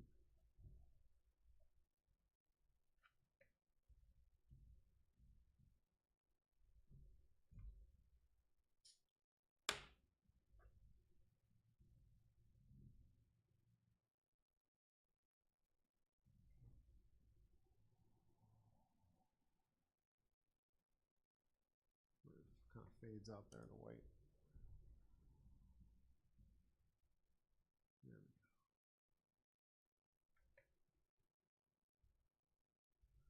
You still see a little bit of the crack in there, but I'm going to add a little more red. I think up here, tiniest bit of gray. I want a little bit of gray influence in there, just kind of darken it up. Tiny.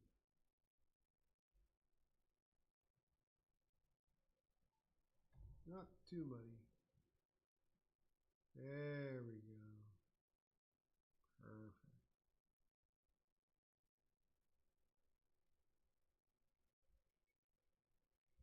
Just kind of a wash on that.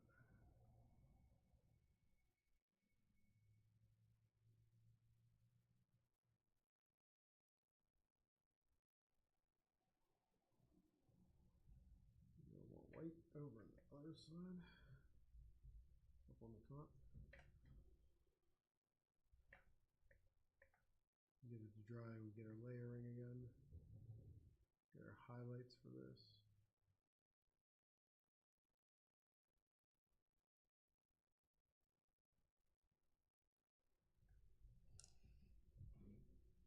Too much there.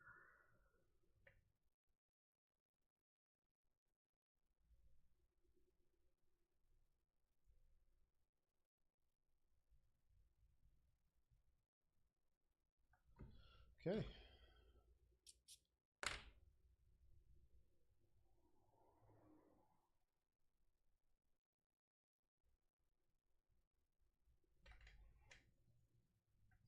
All right.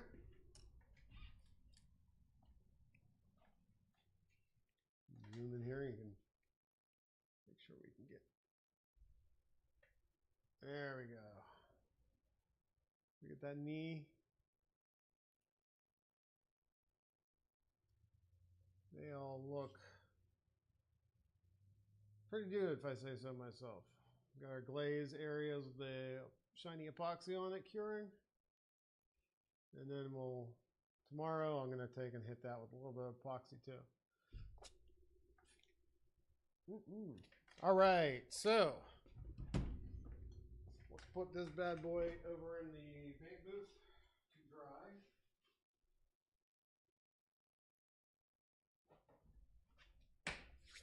And get our tools cleaned up here. Let's spray off this brush. Reuse it later.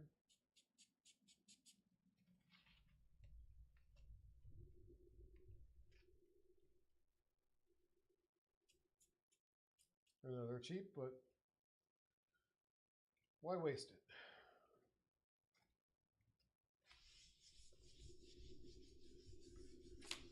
My grandparents used to reuse things because they didn't have them. And we never know when we're going to hit a time where we're not going to have stuff as well. So don't just be wasteful. It's nasty. Not cool.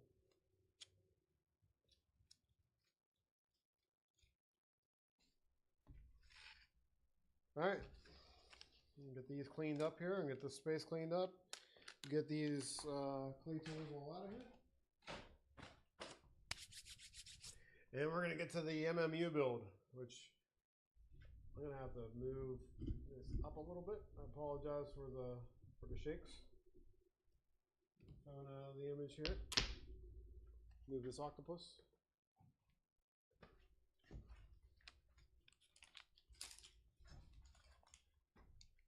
Get the pottery stuff out of the way.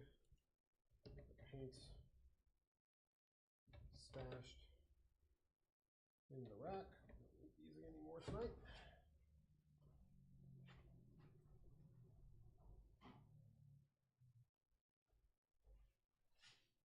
Get out the trash.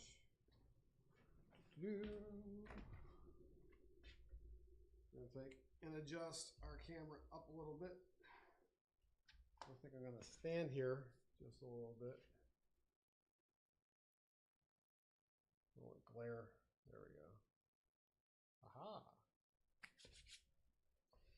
Okay, so what are we doing here now? While that dries overnight, and our tools for that are all put away. We got a Prusa MMU from Printed Solid.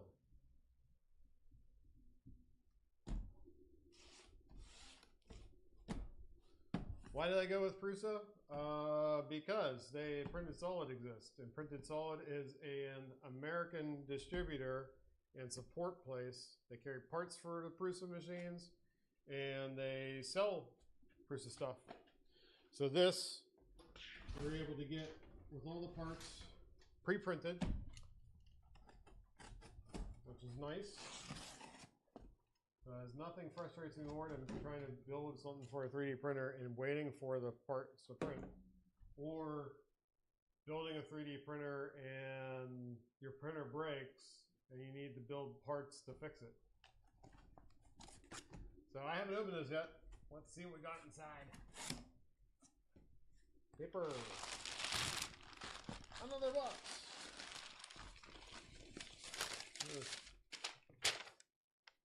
Printed Solid order. Thanks you for your business. Printed Prusa Research Original Prusa MMU 3D kit for Mark III S Plus 259873 Championship Edition Ultra Alpha 2.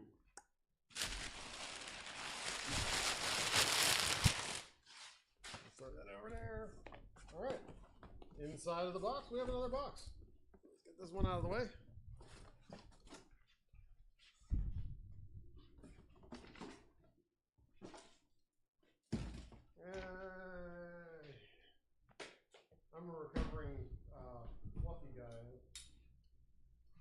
Can't do that. Thanks. I'm gonna start including jerky in orders, I guess. I guess that the healthy snacks don't last. What do we have here? Cheat sheet, not items may be present in your kit. So we have Torx keys, which I have my own set. Also brought a Radio Shack vintage micro screwdriver set. My favorite Allen keys. Made in the USA. Fantastic Allen keys. Thank you for just blah, blah, blah, blah, blah. Assembly instructions, which I have queued up here on the machine. I'm going to pop over to the other feeds here real quick. What we got? 3 people watching this. So yeah, we're going to be putting this one together.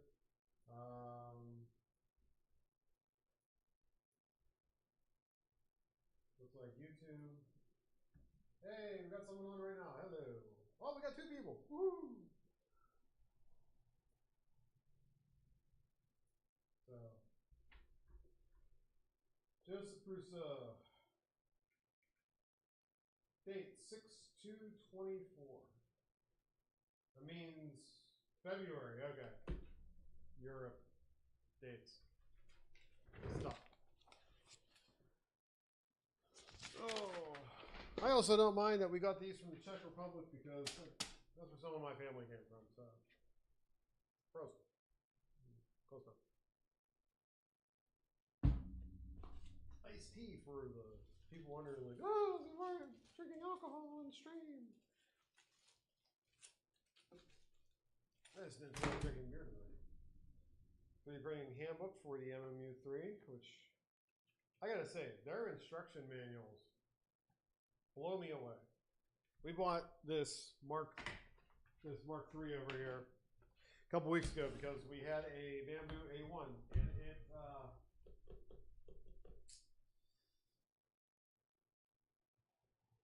fell apart. And I foresee many of them falling apart because I found several things that I think are design flaws or maybe just manufacturing flaws. And it just wasn't worth sitting there fixing it again and again. It was less than a month old when it started just breaking. So I've had too many printers that did that. This thing is over a year old. We bought it used. I turned it on. I ran the calibrations. It just worked. I don't think it was used a ton. I think they maybe printed maybe 2 or 3 rolls of filament on it.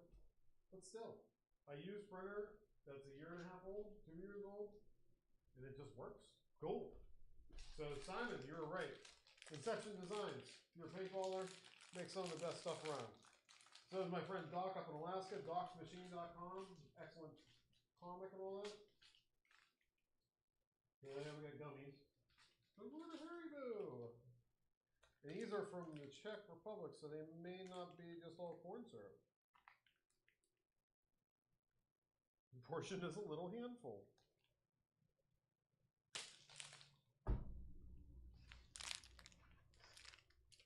We'll save them. Motors and multiplexer. Man, these are packed really nicely. Look at that.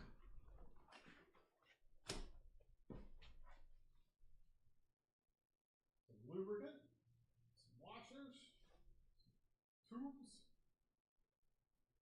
really nice cable, some printed parts. Chimney base, adapter, chimney cover, extruder, idler. Cool.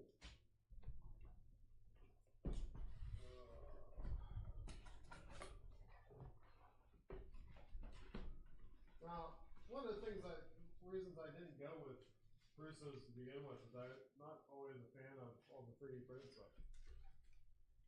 But I guess 3D printing's made it to a point that parts are really good because I started out with my first printer was a printer bot. And if you've seen an original printer bot, so the original printer bot was made. It didn't use belts. It used fishing line, and it used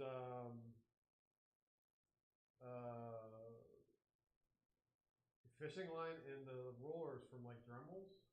Like it was really neat. And it was made of laser cut plywood. It had a couple bearings, some stepper motors, and my first 3D printing parts were made on that. It's freaking awesome. But the quality of these parts is really nice. And they're ABS, I think, or ASA or something. Buffer parts.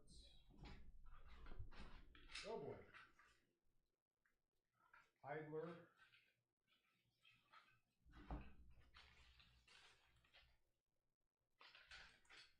$9.14. Now we may not get through all this. We got all the fasteners. They're all labeled. Each that's. I've gotten too many kits where it's just you open up a box and there's a bag with all this stuff in it, and you're gonna figure out which screws are which length.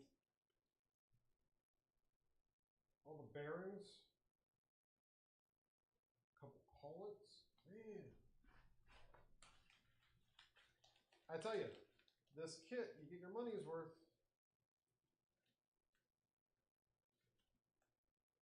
A limit switch of some sort. Oh, one super Finda. Binda.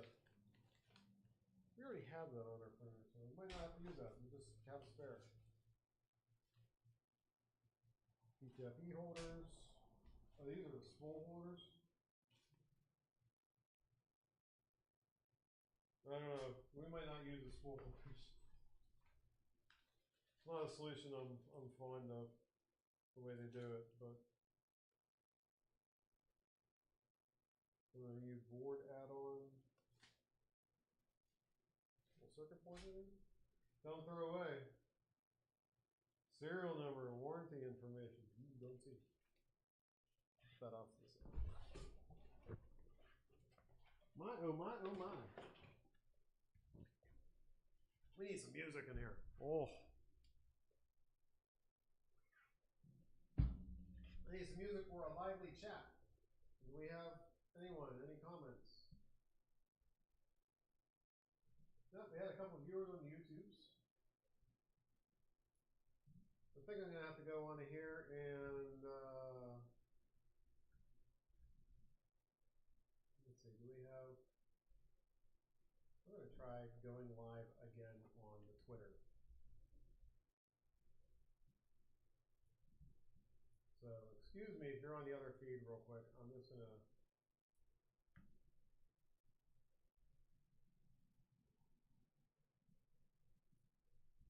make a new source real quick.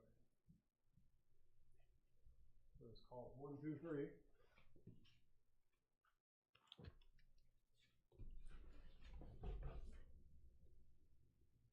And we'll have it go through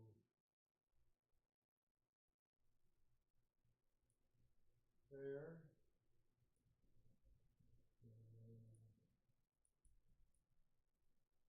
There's our key. This is probably not what you're here for, and I apologize. But I did tell everyone that we're going to be doing this, so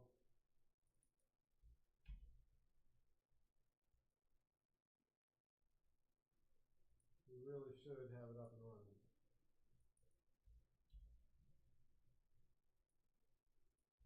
Yes. And the new broadcast.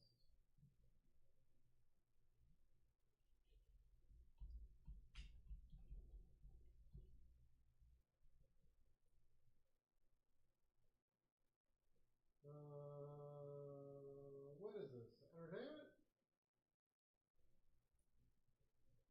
Sure, entertainment.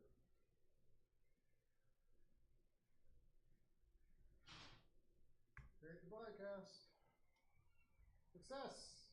It's a going. We're live on the Twitters too. Yay! Move that keyboard out of there. At least I think we are. It says we're live. Are we live? Penn and Teller fans will get that one. I'm not going to do the whole bit because it's theirs. And I don't have that kind of equipment in my ceiling.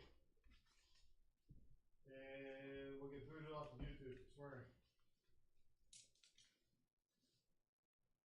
Buffer plates, 6 pieces. Open this up.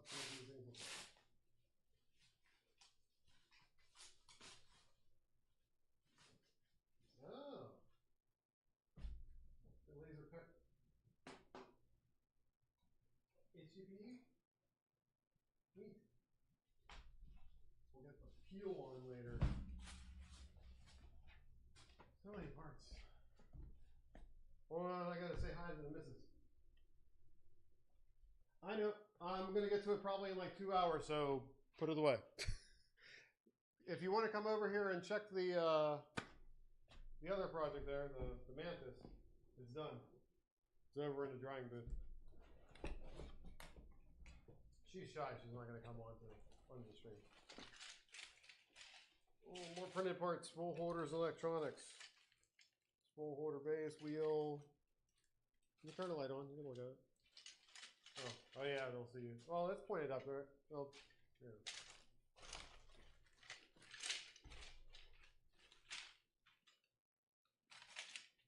Injection molded parts. Neat. So these are spool holders too. Oh, okay. We just got a bunch of spool holders. Lifeblood of every build. Zip ties. A USB micro cable. Micro, really? I guess there's a ton of them out there, and you're not going to be plugging it in and unplugging it a ton, but USB-C just seems to work so much better. And our control board. The brains! The brains! Sorry, I gotta move the microphone.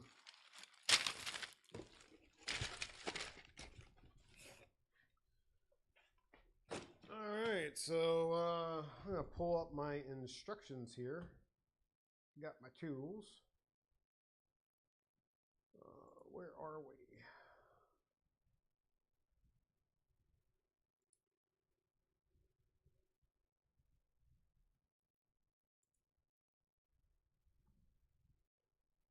I guess, yeah, now we're live on the Twitters, which cool.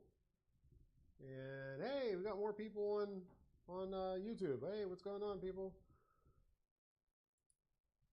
If you're a follower, leave a comment. I think I have it restricted, so that's not anything new. I deal with so many spammers. If you're on the Facebooks, do the same, like it. The more we get views on Facebook, they actually pay us. That's pretty cool. We're not big enough on X yet to get that kind of stuff, but I do like that they tell you what tools you need for this chapter. And they have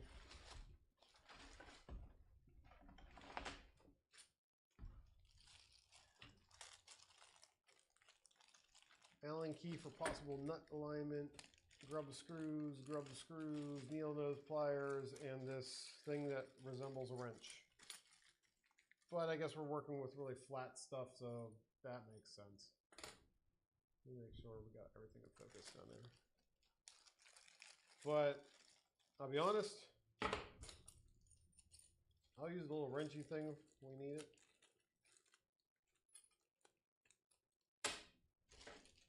When it comes on the pliers and everything, I'm rolling my own.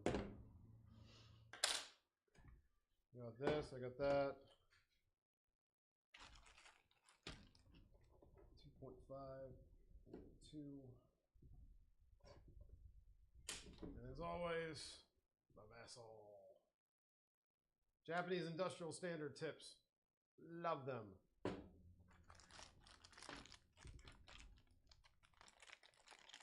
Okay, so we got 2 different idler versions. The old one was a printed coupling part, blah, blah, blah, blah, blah. So we need the idler, we need our bearings, we need the 5x16 shaft times 5.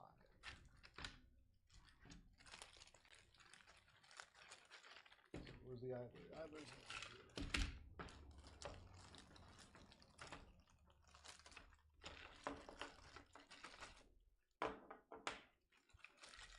that be the idler.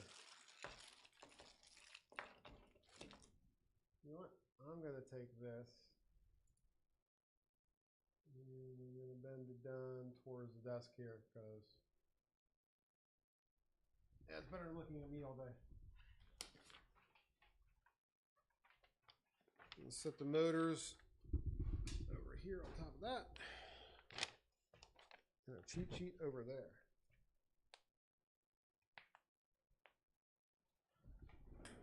Oh, there's some ASMR for you guys. Okay, we got that.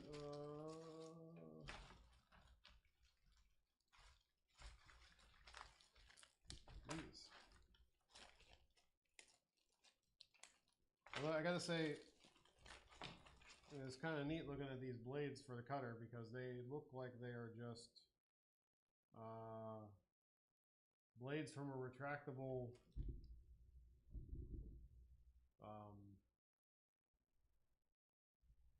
one of those retractable knives you just snap off and get a new tip.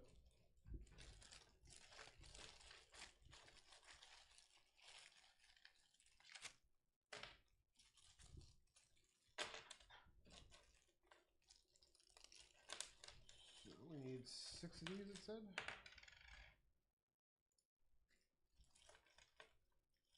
We have 1 idler.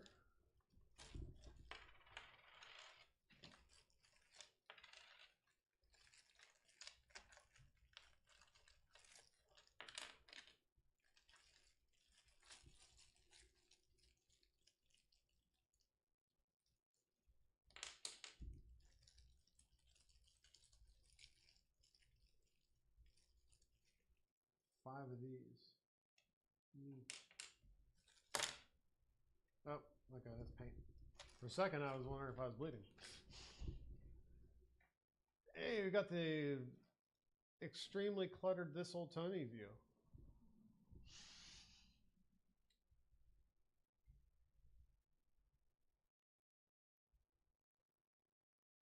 You have to assemble the bearings in the correct order. Insert one of the bearings into the middle slot. Insert the shaft from the socket. So the middle slot. The shaft comes in from the back here.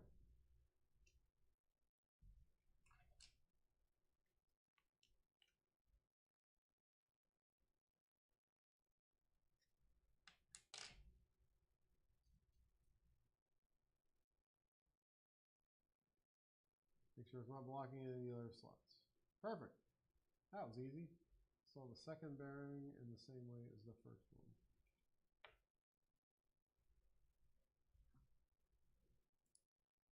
Their instructions are pretty nice here. So you just kind of work your way down it. Basically, so you're not blocking your holes. You can see that goes in there.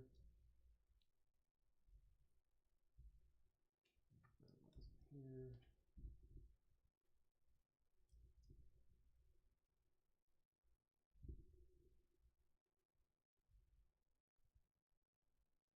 Just make sure to push down, I guess, enough that they're seated all the way. Q.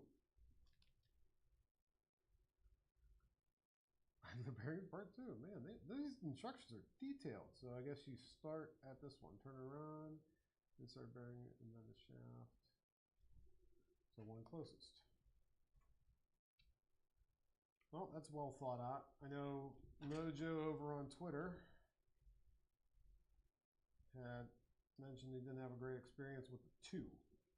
And then when you 2.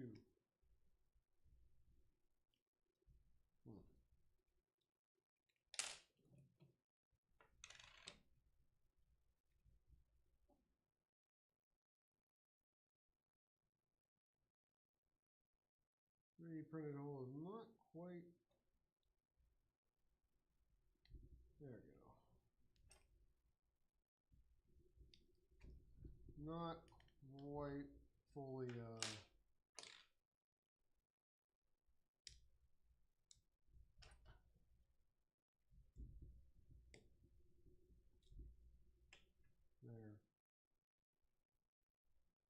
Oh, uh-oh. I did it in the wrong order. But luckily,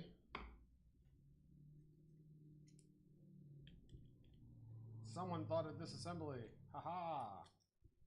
There's hold back here, so to get it in wrong order. So that one's gonna go in there first. I'm getting ahead of the instructions.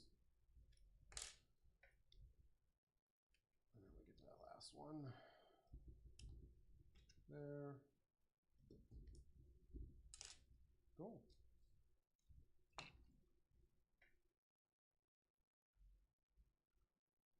And then the last one goes in yonder. Makes sure it's flush. Mark 1 eyeball says it's flush. Okay. Coupler.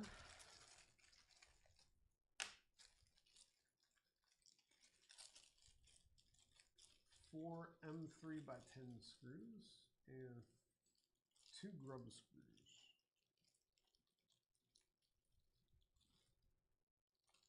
Which are not in here.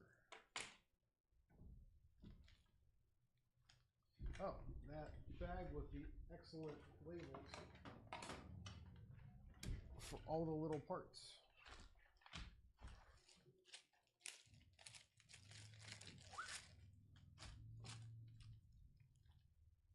Springs, M318, L45, squares. We need 4 of these ones. And they even tell you they give you 2 extra, which is pretty cool.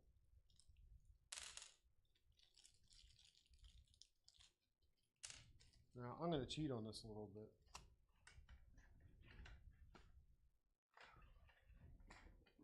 Because I've got bad hands. So, we got the good old Dremel screwdriver. I know these are Torx drivers, and these are not Torx nuts, but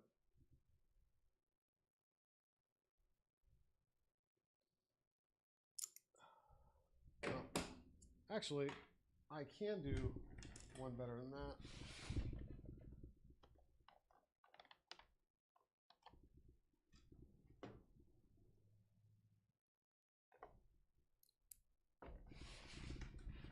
I have a bicycle torque driver, and I can take these and put them on there like that and use that to drive them in.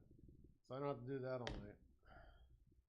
Oh, that actually burned. I've been doing some of the knees over toes guys exercises on my forearms to help with that. And oh, a little bit of burny there, and then we got a couple grub screws. All right. Preparation. Put the grub screw in.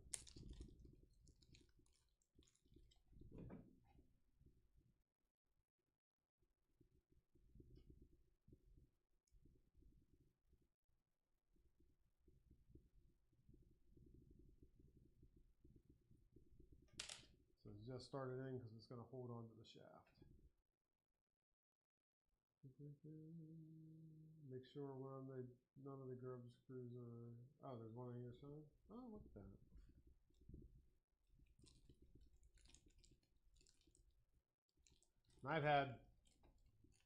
I'm glad to see that these came pre-Loctited. There's a little bit of blue on them. So I've had grub screws come loose from vibration, especially once you get printers running fast. They start to vibrate apart.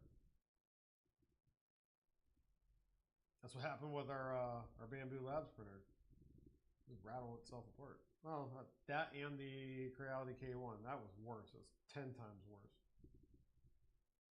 I don't even think those two are comparable. I guess the K1 is comparable to a P1S. But, not really. Maybe, I don't know. Did your P1S rattle? Just want to fall apart?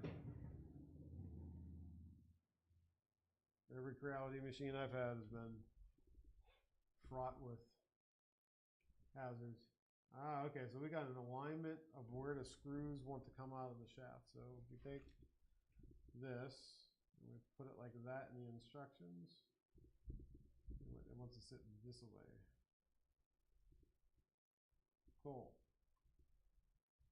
Orient it that way, add the couple of screws before screwing, make sure they are oriented, and then use those 4 M10s to, okay.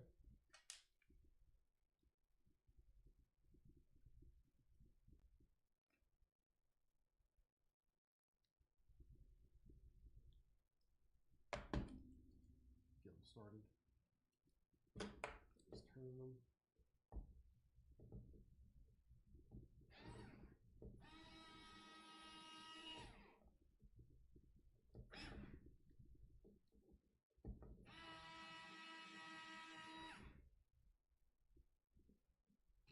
I did a review of this thing on YouTube. It will drive in a full drywall screw into a 2x4. I think let me turn the torque down. That's on the lowest. But I've gotten into the habit of whenever it gets a little tight, they'd let go of one of the two. So I'm not over torquing or stripping anything out. Since these are just going into plastic. You guys let them go and not.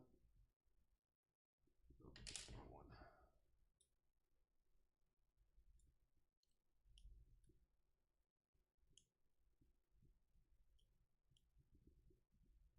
So spread out our force, go back and forth, crosses. Cool. That part's done. Final check. Does it look right? It looks right. Cool. Grub screw orientation is important. So when you install it, you can take it back apart. All right. Next thing we got to do is we got to grab the body. Hey, look at that. It's right there. Body and the idler motor with the short shaft.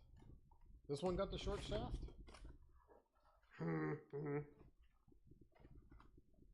That one's got a screw, that one's got a long shaft, and that one got a short shaft.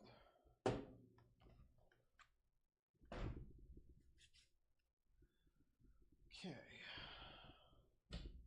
So, ooh, excuse me, it is getting late. This is going to be a long stream, so if you're an insomniac, do like I do, hop in the sauna. We got a little steam one, looks like a chair cover.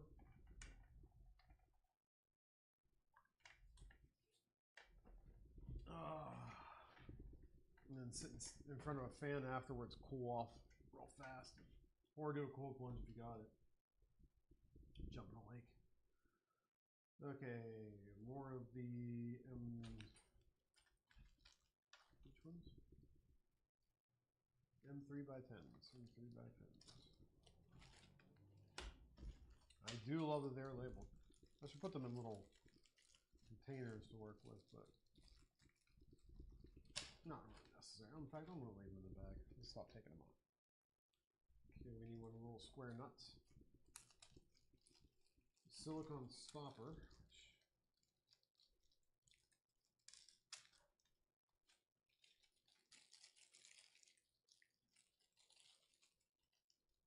If I didn't know any better, the silicone stopper looks like a spider paintball gun nubbin that is an anti-double feed.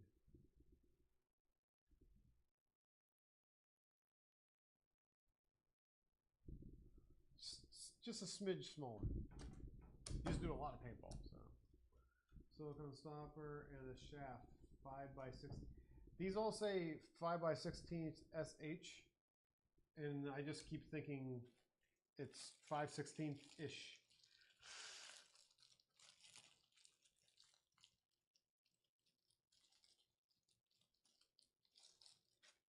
Well, I know it's 5mm by 16mm.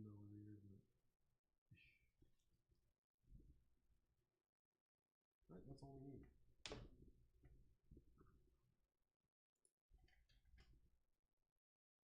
This should say idler on it. It does. I love that. All these things are laser engraved. That's fantastic. It's good attention to detail, Pruso. Thank you. Okay, silicone stopper goes into orient body.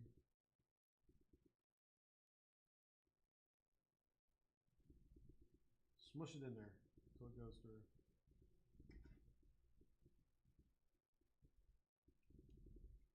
There you go. So what I did is I actually pushed the tip of it in with the tip of this rounded, these are ball end, so you can get them at an angle. I just kind of pushed the tip down into the hole, and that's all you need to do.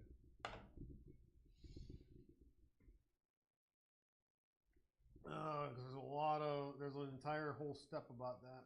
And we take this, correct orientation. Middle bearing is pointing towards the top.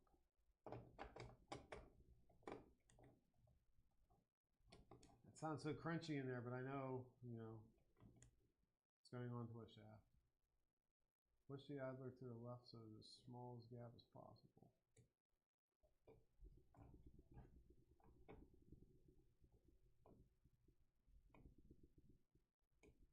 Okay.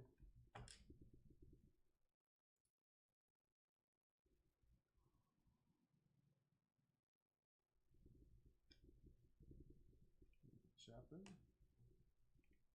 Step 14 if you're following along.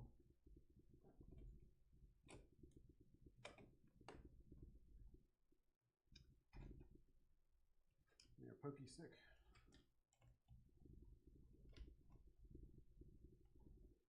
Still point toward the top. Pokey stick, shaft. It's in the bearing. Push the Allen key in. Lock the shaft in place by putting the M3 by 10 screw in the position. Ah, clever.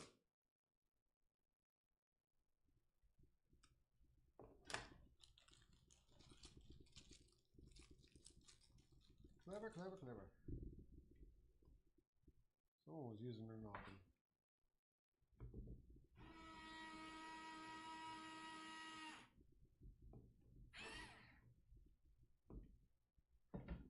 Cool. I doubt it was gonna fall out. Idler body M10S nut. Where's it going in? Oh, it goes in down under here. There.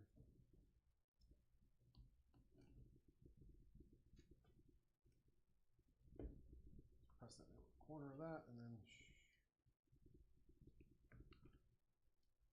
we gotta line it up. See it down there in the hole. Cool. Center still needs to point up.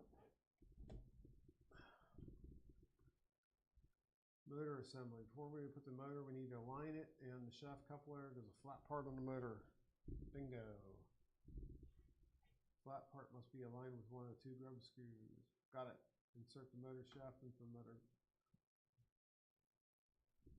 Right, so they want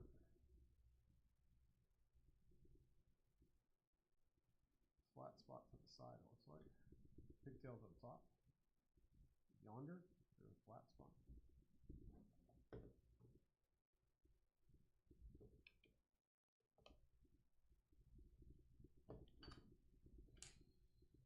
Pick that up just a smidge.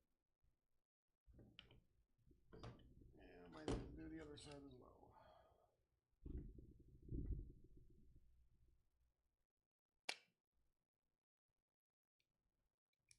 Now I see why the orientation of those is important. Yeah, otherwise you're not getting to them because they'll be pointing at plastic. All right.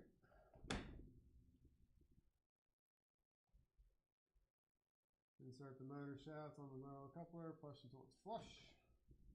See, it's flush. Insert two of the things.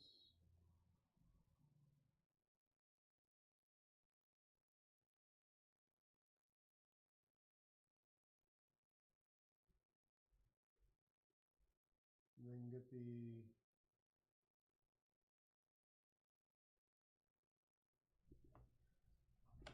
Alright, so it looks like one of the key things is, one, you want to make sure this is aligned correctly, and two, you want to make sure it's all the way against here as far as it'll possibly go. Because that also is pushing in that bearing because I didn't smack it. But it looks like now we get to put in these into the motor.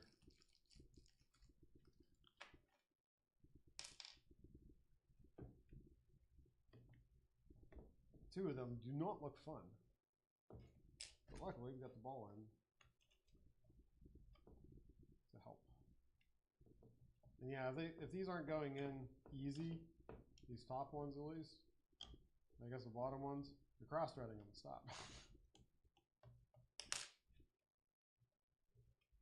No bueno.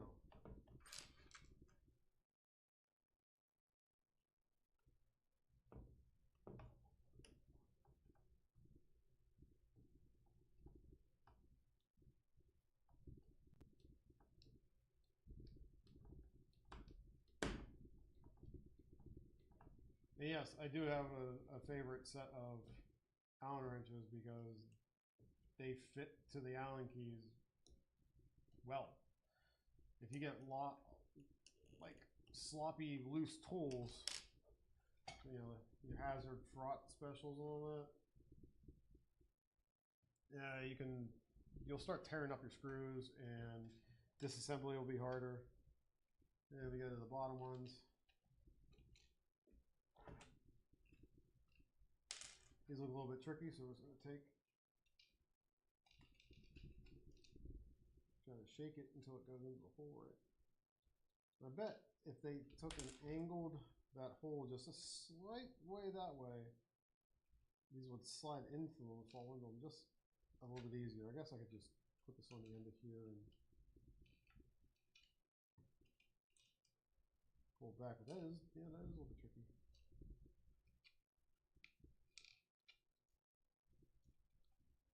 There we go.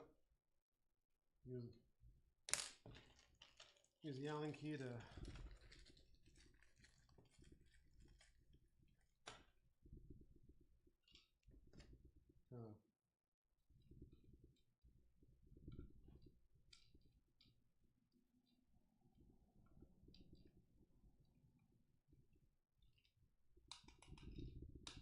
there it goes. Aha.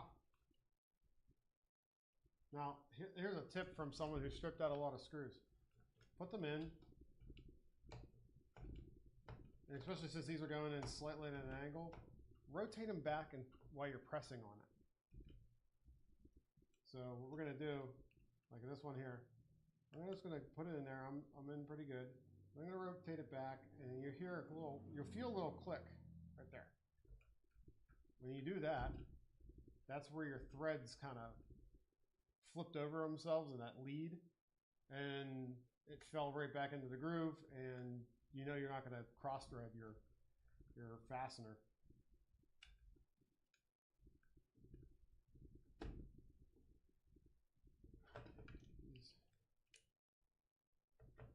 Get them Guten tight, German tight.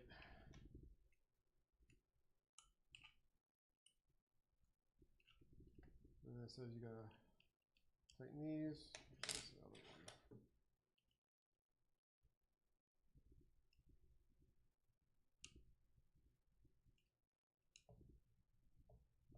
Before I tighten that one down, I'm going to follow the instructions again and make sure it's pushed all the way down. Really emphasize that you want that down there. I'm guessing that really plays a part in this thing working well. Look at that. Everything moves nice and smooth. And keep that upright. Check the feed.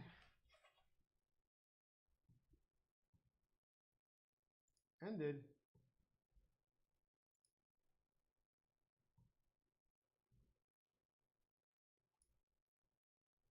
I don't get Twitter. Oh well. But hey, we got more people. Hey, welcome to the live feed here on YouTube and on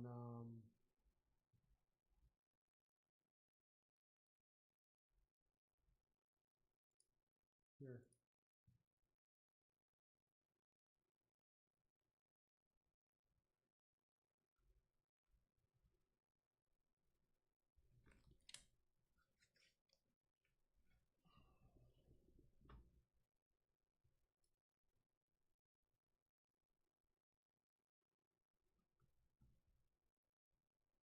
I guess I'm gonna record this one.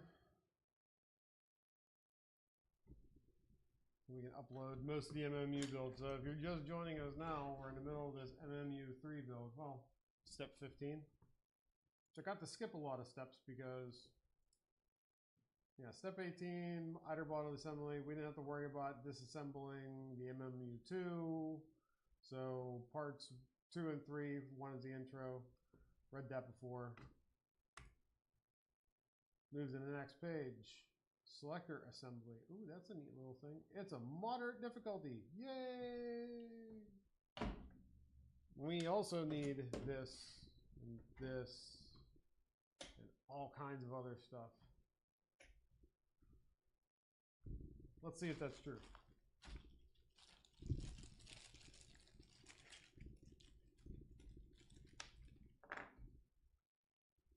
This would like to go on the extruder. So I'm going to have to look at the extruders which are compatible with this, because I agree with some people. The extruder on this is not easy to get to. All right, so we need a magnet. Ooh, there's a magnet.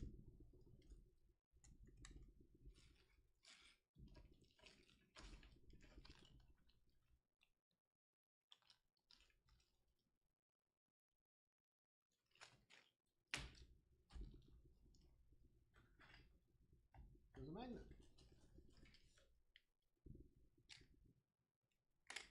Ah, that makes sense why there's this sensor. So it's drop. Well, we got magnet and a sensor. So we got our magnet. We need a magnetic steel ball. Excuse me for yawning. I might have to end this and just pick it up again later. If I do, I apologize. Spent most of today just trying to get this all functional and working. Magnet and a ball. Hold that there.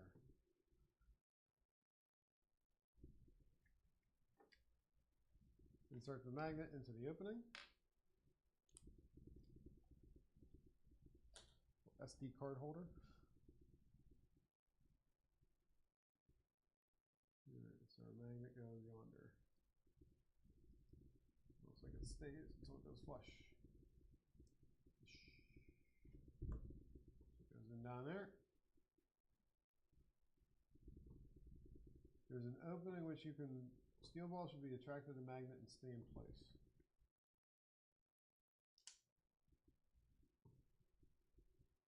Cool.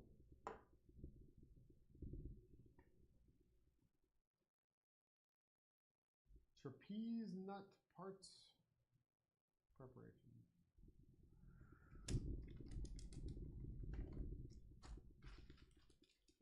Where exactly is our trapeze nut?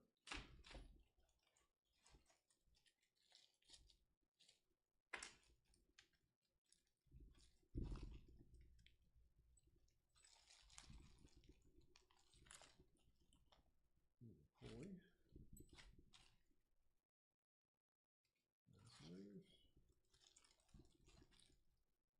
Blade holder, selector.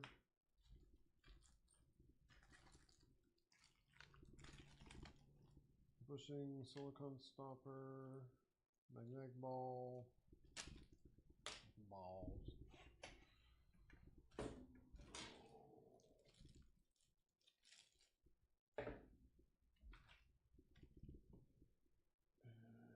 Collet holder. Uh-oh.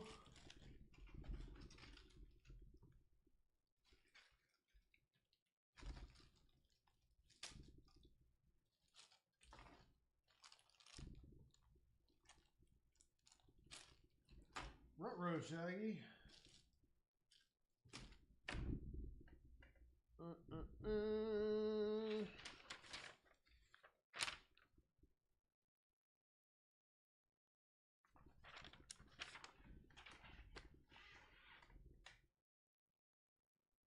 It's inside the motor kit box. Oh, attached to the motor. Yeah, read the notes.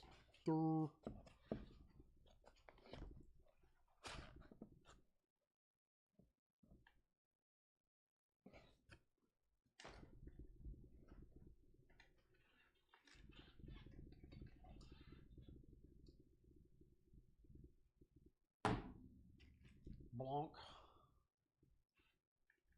Okay, so put the M3 into the opening on your selector. M3 and nut.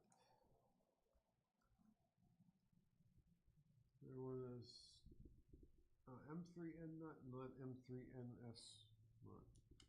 We need one of each.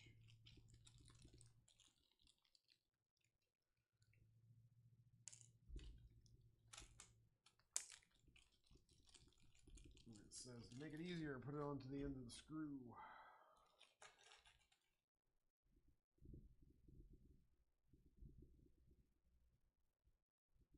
Which, yes, very handy.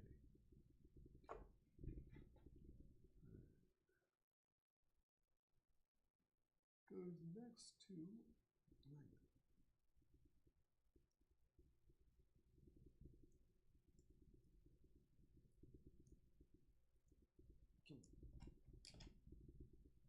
Out.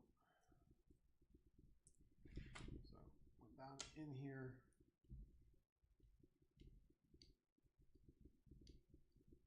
Yeah, the hole's not perfectly flat in the bottom, but you know, make it hurt much. At least it should.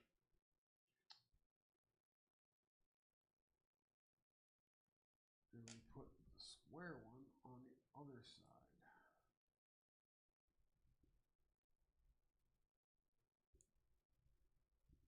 Right there.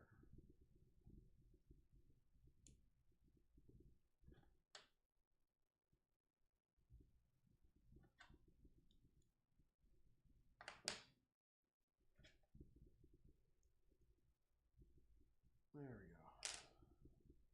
I guess you can use a pair of pliers, but my thumbs are hardened by many a decade of Street Fighter Alpha 2 and other button mashing games.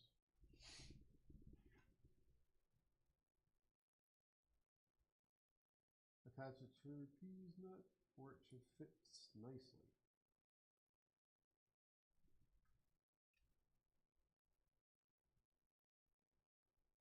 It does fit nicely. Very nice. And we put the M3x10s. M3x10s, two of them.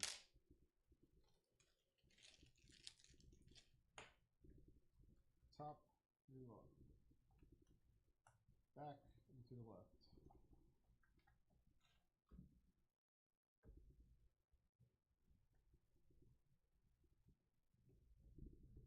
Oh, these look like there's nuts down there. Haha.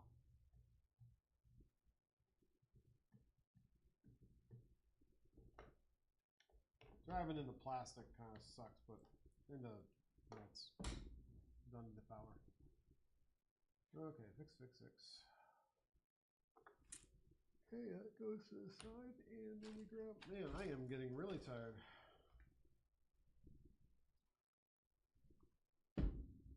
Finish off the rest of my not quite Arnold Palmer. Sometimes I like to mix a little bit of a pre-workout electrolyte shake with my iced tea. Keeps my caffeine intake just a little bit less, and I like the extra flavor. It's kind of nice, and I get the benefit of the or post-workout, recovery, whatever. It's one of those feelings. After I'm done here, I go home and I do some more of those exercises. Knees over toes guy, shout out to him. Save my behind, literally. Oh, okay, so we got square nuts to go with this, two of the brass tubes. These will be these bushing tubes, they call them.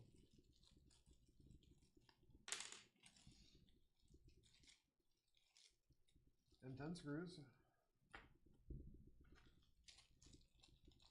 And square nuts. Squats.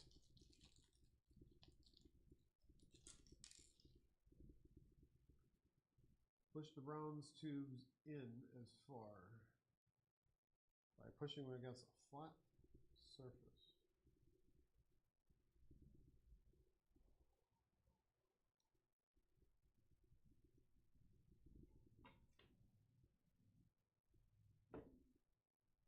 idea. Actually,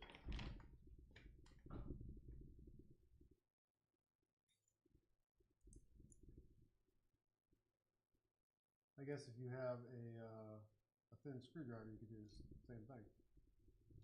But that helps push them in to begin. Keep them straight. There we go.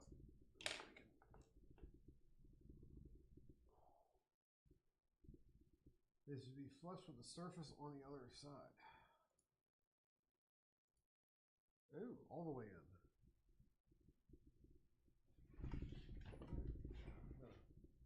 Move this off camera and push in cable like that.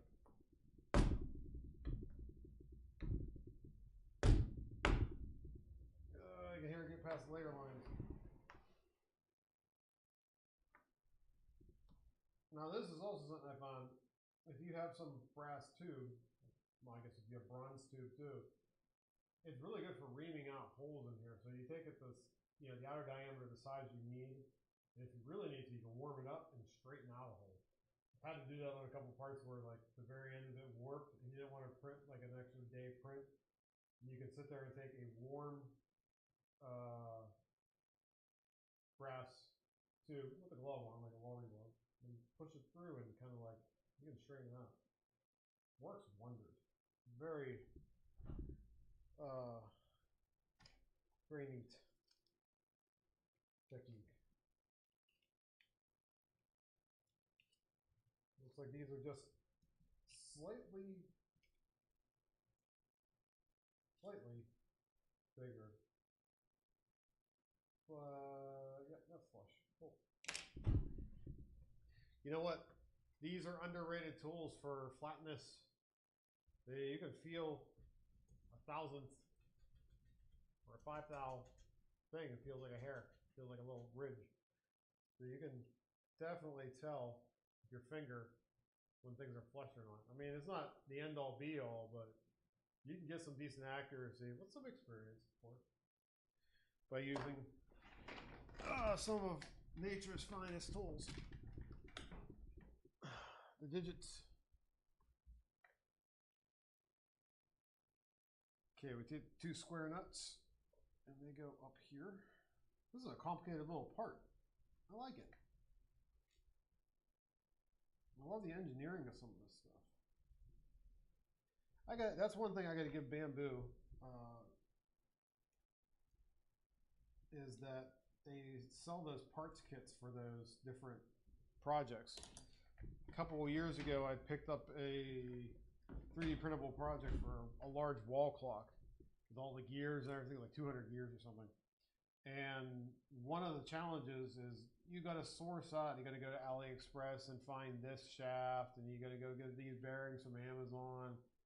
And that's a pain in the butt. And it would be so much better if, like, I know supplying parts like this is not an easy thing. It's a lot of counting out and all that stuff. But, I'd pay a little bit of an extra premium to get the bag of parts. And Bamboo does that with a couple of their projects. Now, like the mouse and stuff is not the greatest quality. And, some of it's like, how much? But I get, it'd be nice. In fact, Loyal Moses channel, he just did a thing at the local YMCA, and they made like a ton of those little projects that Bamboo donated. So kudos on that, on both of them. Okay, those go into there, those go in there, and oh, this little guy. Straight down in there, but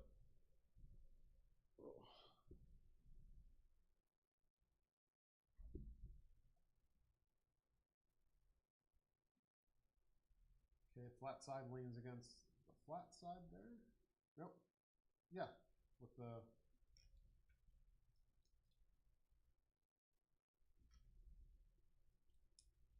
big old nut there.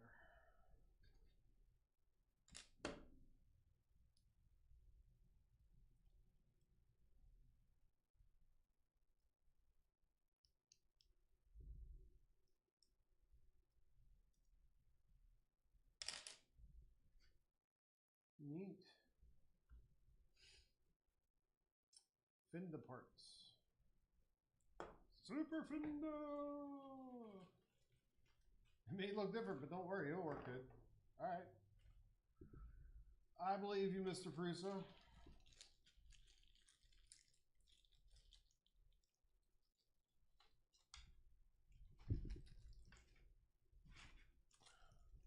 I can see the attractiveness of buying this pre-built, but I can also see the attractiveness of not having to build it in the factory. Alright, so we put that in up there. Where's my little clay tool at? This is, I mean, that's a little pointy there, but it's also flat.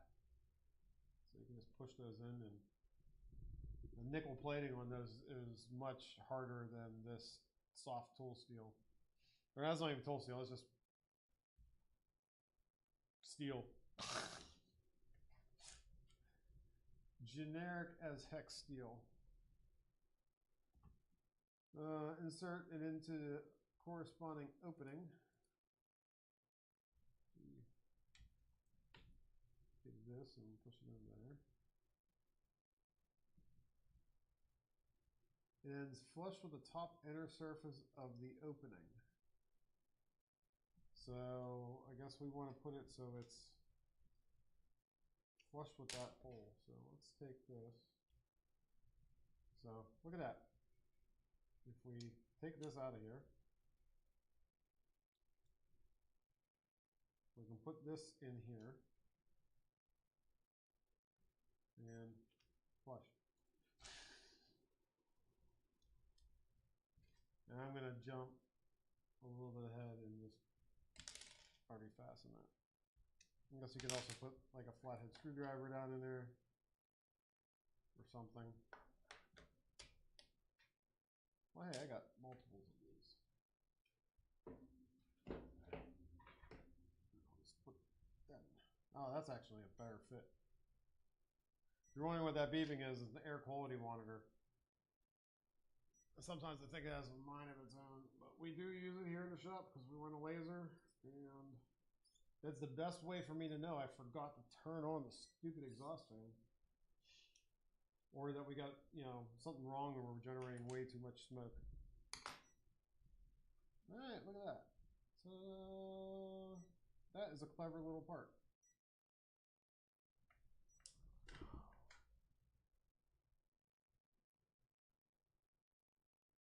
Huh. I don't smell any formaldehyde. I sometimes think it gives off over. I was sprayed glass cleaner in here earlier, and it didn't go off, but usually it will. You spray any kind of aerosol, like even like a household cleaner, it goes nuts. So I mean, good on it for being sensitive, but it's also kind of noisy.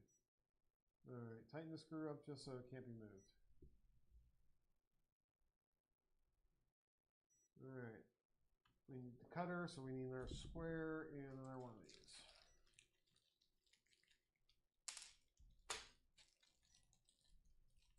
10 o'clock, my friends. 10 o'clock. Do you know where your children are? Mine better be asleep in bed. Blades times 2. Be very careful. Oh yeah, they're blades. Okay. Duh.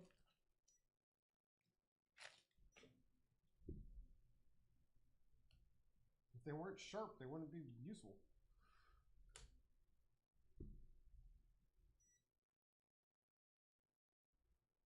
Okay, insert the nut into the top of the selector.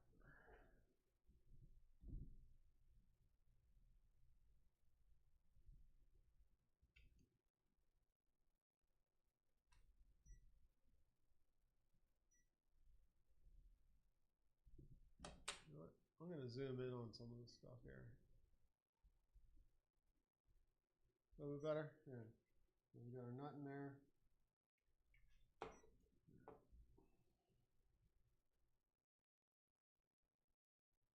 Insert 2 blades into the recess in the back. There have been several versions.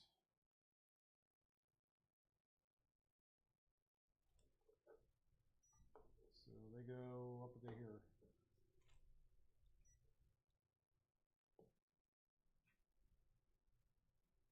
Looks so they form a pointy boy.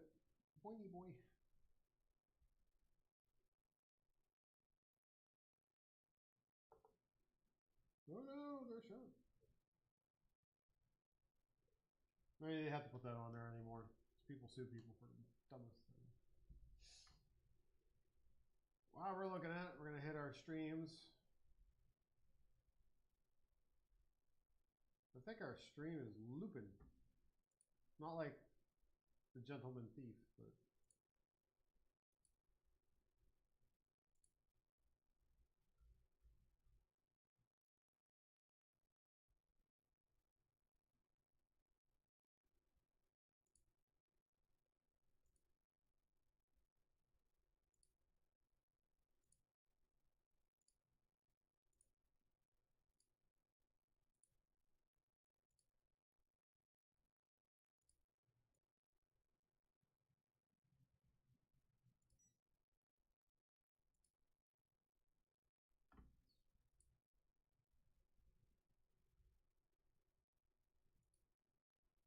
my apologies, my apologies, my apologies. Like I said, first time I've ever done this.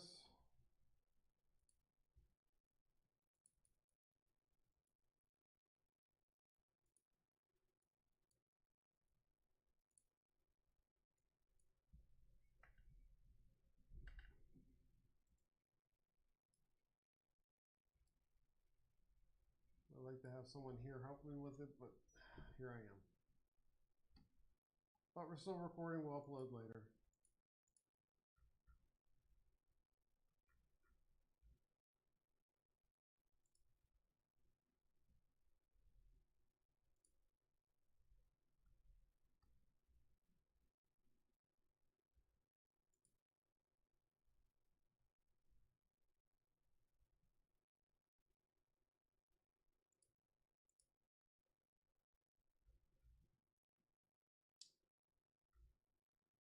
Stream is healthy, stream is status.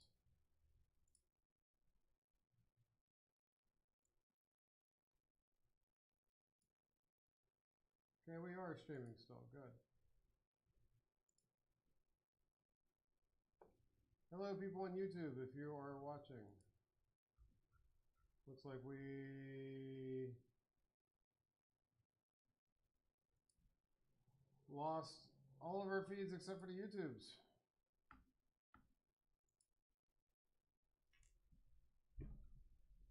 Cool. Alright, I got my blades. Come back to my instructions.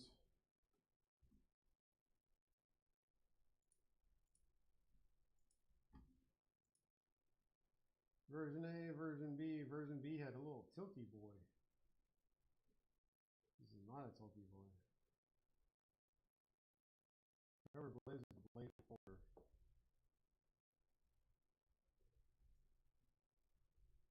Rear valid blades are still pokey out.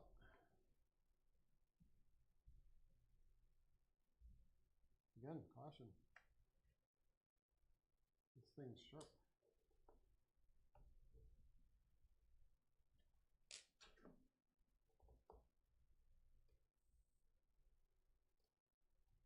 Someone's watched this beat.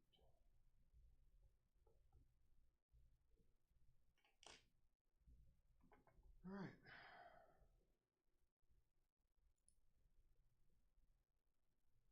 Cool, next thing.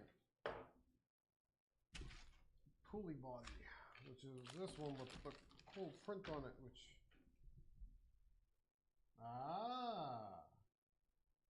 printed on a flatbed printer. I bet they printed it on like a Roland like ours.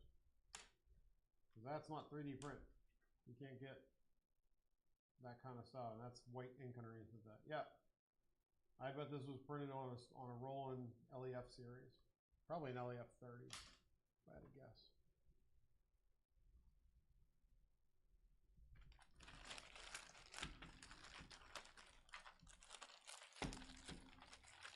Now, I got to tell you, this bag here, a little bit.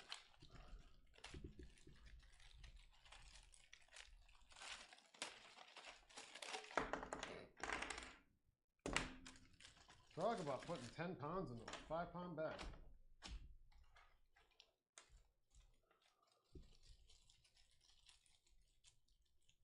These are 62.5Z bearings, are those right? There's 3 of them and 3 left. They do look like they would fit there. And if they're too small, well, no. How good are these bearings?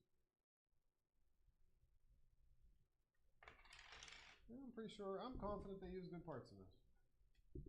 I'm not confident in that in a lot of things, but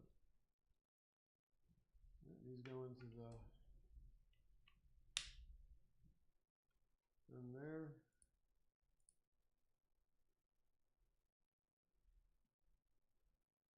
And nothing crazy, and then ta-da!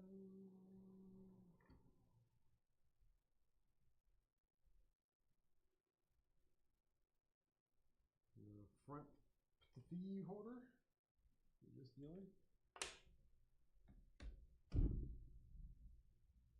And 19mm Teflon tubes.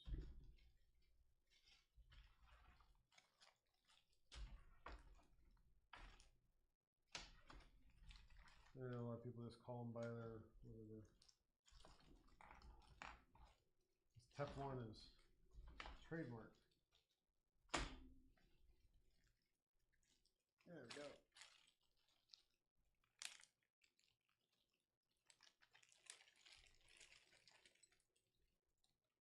Yes, it is, but happens to the best of us. My linkage kits, even the knockoffs, are still referred to with my name, so I guess when you do something especially well, not to toot my own horn, but I did get some really good feedback today. So, happy day. Day started off right. Workout, shower, time with the family, getting stuff done, finding cables, screen computers and cameras, you know, good stuff. I'd sing the good times thing, but man, they messed that one up, didn't they? At least what I heard. Anyhow.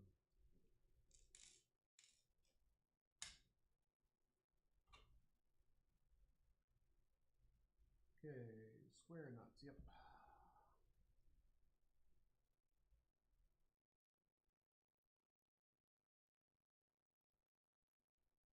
Okay, so we got this Gilly. You still see me over here? I'll make this up. This way. These can go out of the way. Extra blades. Set the extra parts over there. Tools we're not using over there. Extra parts here. That one. Tools we're not using over there. That way we're not too mixed up here. I'm not reading this one so much. Push it all the way towards the pulley body.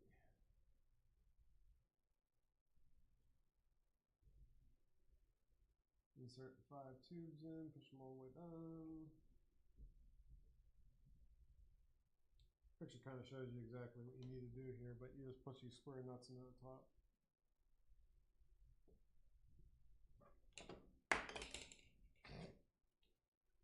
You don't stab yourself with that. Good going, Brad. Okay. Small chamfer on the outside.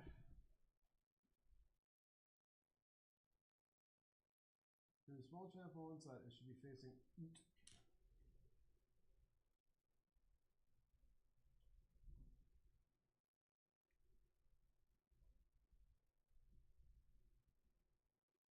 They said oot.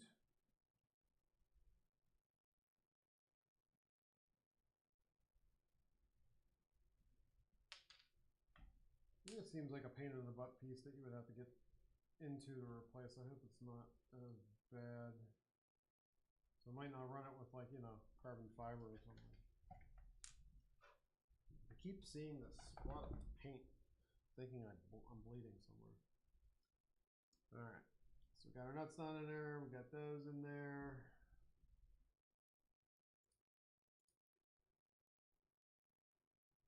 You see the nuts down in the bottom, all lined up.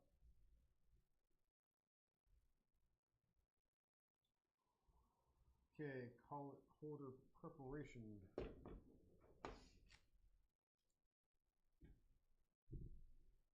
That's not it. Not there.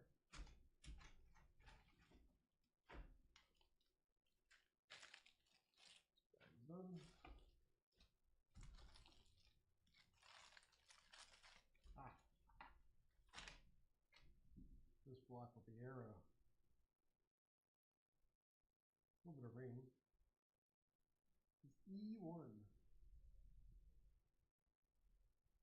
So, arrow out, empty nuts.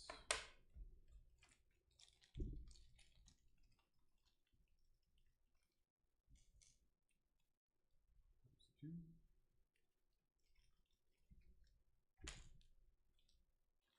There's 3. 10 times 2. Oh, there's still a bunch there. Yep.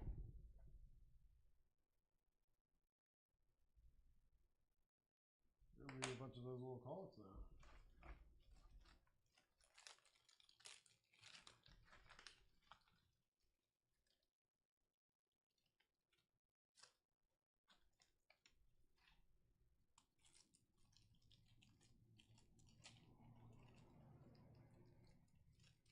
Times 5.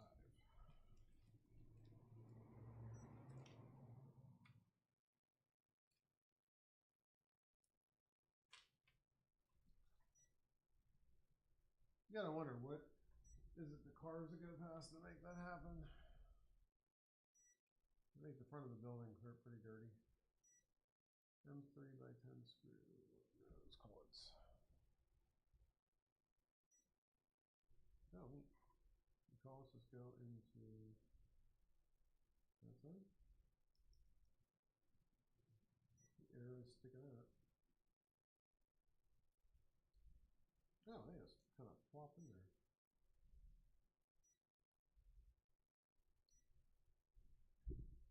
And you can see how you can mess it up. But if you just kind of squish them with your nail, flip right on in.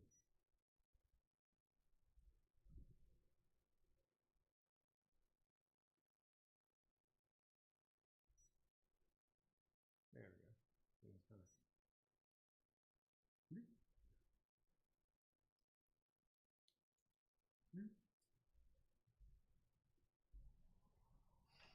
I will say that being able to adjust the thing on the camera up there is pretty easy, or pretty nice. All right.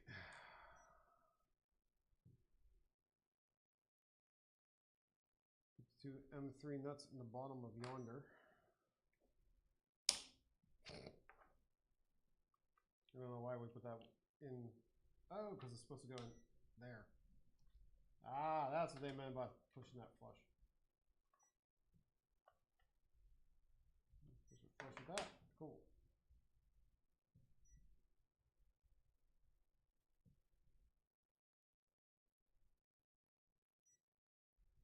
Okay, so we're going to need a long screw for this one. Put those in down there.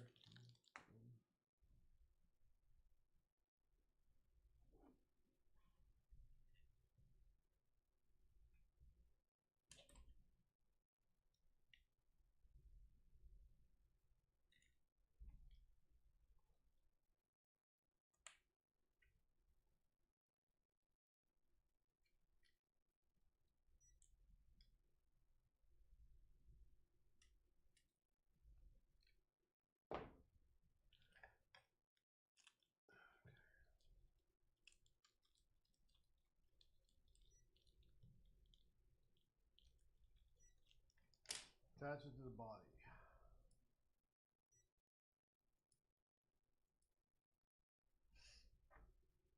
The arrow should be pointing towards the body.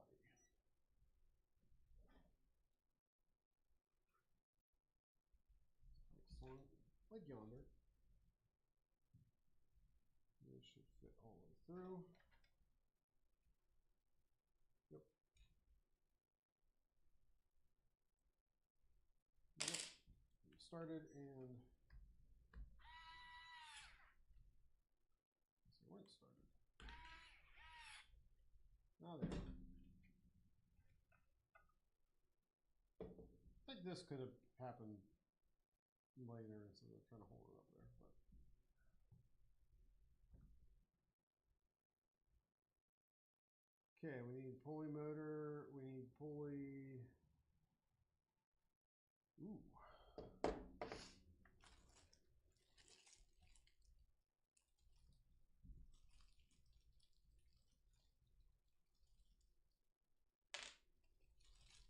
We got a bunch of these.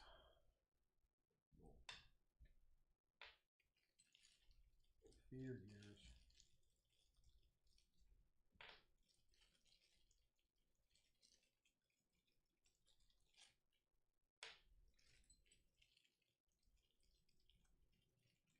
Gotta say, I am intrigued about how this works. It'd be really neat to watch it in action. Need the pulley motor, which is the last motor out of the motor box. That's empty now.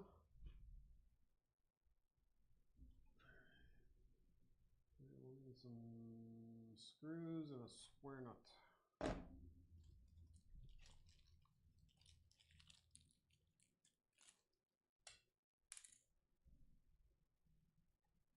Okay, so our motor should be going out yonder. They want it going that way, and then they want the flat up. Close enough. And then you take this with the flat, and then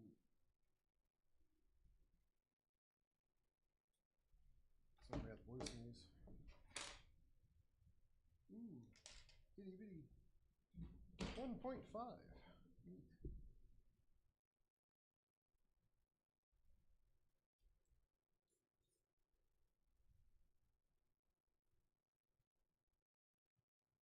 The first pulley should be around 30 millimeters from the motor. About.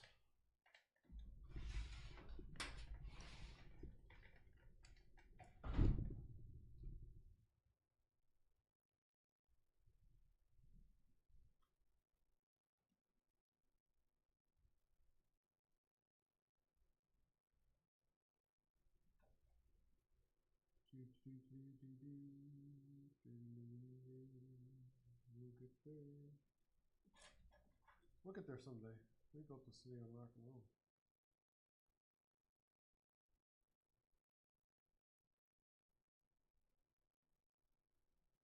Someone's gonna be like, you didn't have to get right on there. You're probably right. It says don't tighten it down. I'm just gonna stop. Yeah, move it out of the way. So an easy way to do this is to just take and get it 30. This thing is sensitive.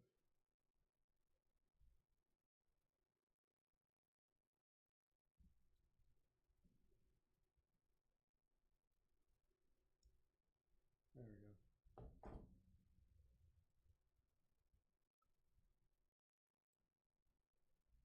Snug. Not tight, it's snug. So just do gently. Ensure the groove part is on the motor side. Slide the other ones using the same technique. And it looks like they just kind of stack on there.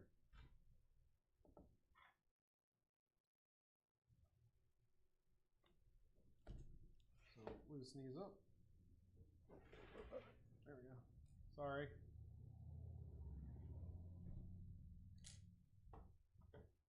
We set that one at 30, and then we grab these other ones.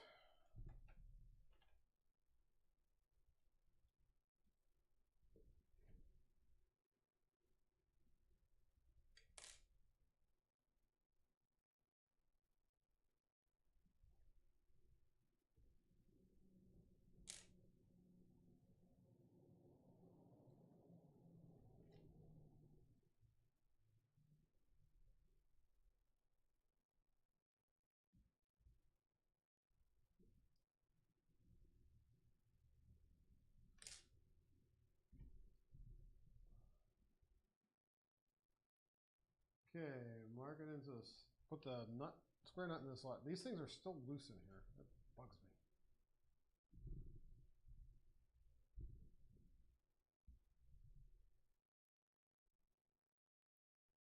Ah, I'm looking at it backwards.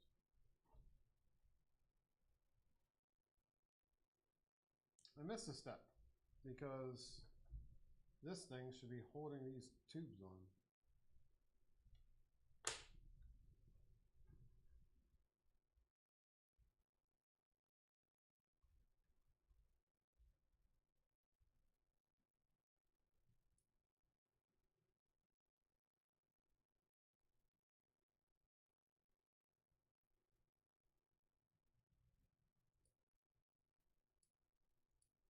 No wonder they didn't really work right.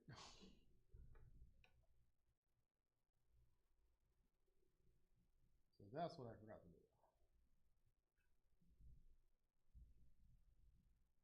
And then we put those 4 screws that I got earlier, and I was wondering, why are they still on the bench?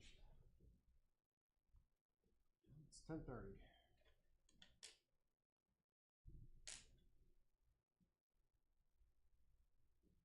10:30 working on a Sunday. But here with some couple people watching, explain some stuff, drop screws, get to put Teflon tube holders in place.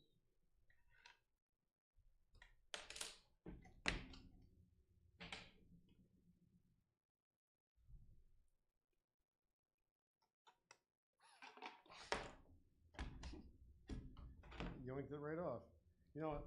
Some of these things would be actually easier since the holes are not. Sometimes better if you just kind of push them all the way on here, and then when you push it back on, the nut will push it out, but you're not going to fight with it in there. And that will make it a lot easier. I'm sorry. I'm going to push these just on here. Yeah, because 3D printed holes always have a little bit of at the end. Sometimes. Yeah, see, that worked a lot better. So then we go in here and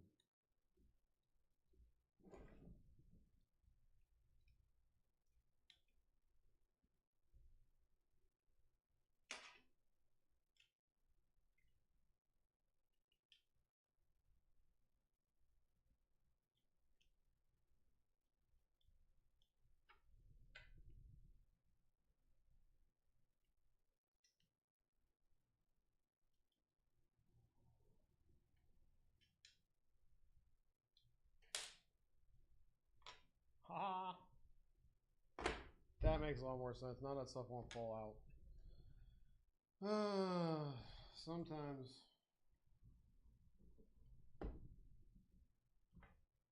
we all make mistakes. It's just, can you recognize when you made it and how you fix it, right? Okay, we're back to that. We want all of our things in the upright and locked position, like it's an airplane.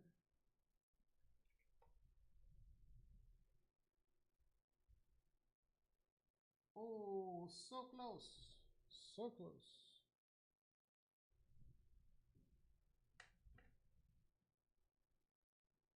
Okay, shaft's in this pulley over here. Push it against there. It just gets one screw. Ah.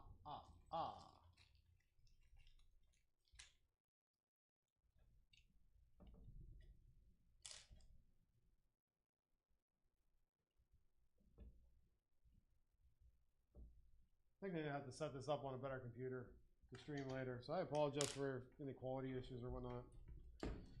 It's a little Acer laptop. Doesn't got a lot of torque, you know.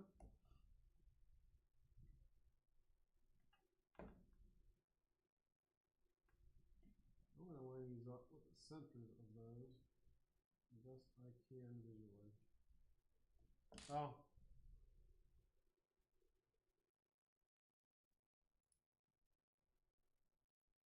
Let's just screw those in the bottom. So I'll just put that back in. A smidge. And we got to do more of those goofiness.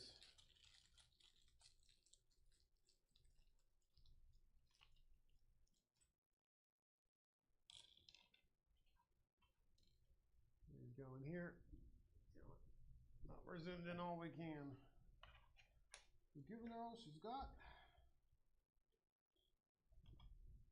There we go.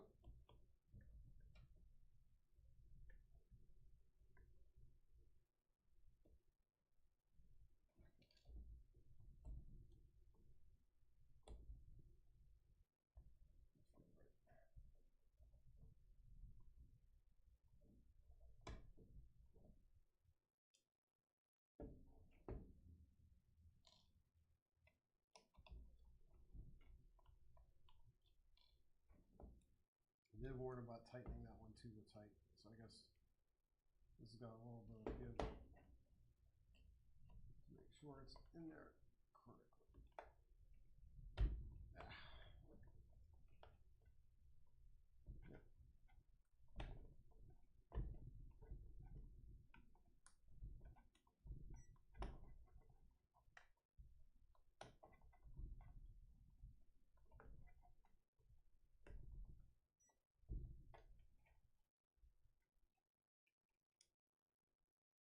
There we go. Does not feel like it's engaging correctly.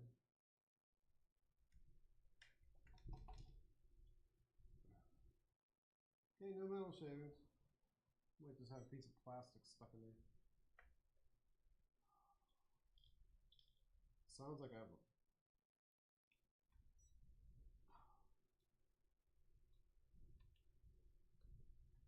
You know, I'm going to turn this thing off. Because it's annoying. Sounds like I have a smoke detector with a battery going dead in there. I swear I don't, because the smoke detectors can't replace the batteries on them in here. They're a new kind. I'm not getting the threads on that. Ah, it's slightly twisted. That's why I wasn't catching them.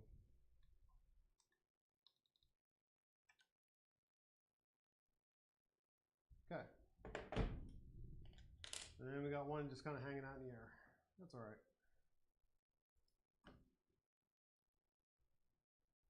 I'm guessing something else. Make sure it screws. Yep.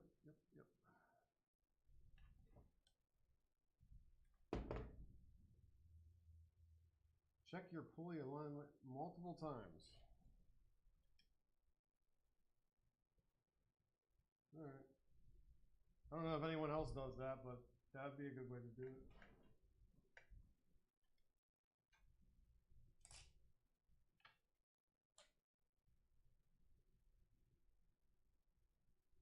I don't want to wallow out that hole anymore, so I'm going to get this thin driver here.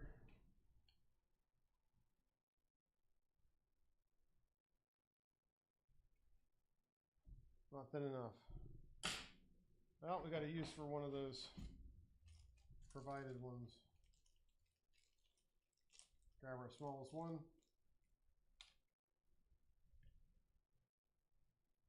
Slide it in there. So we hold it straight and bump. Come out of there.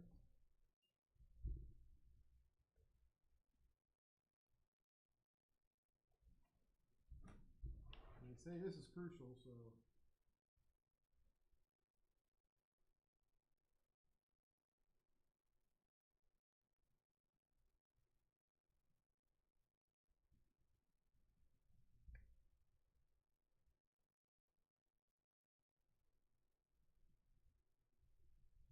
I didn't say anything. I'd like to put some anti-vibration Loctite on those just to make sure. Take a perfectly straight piece of filament. Filament's not straight. It's plastic.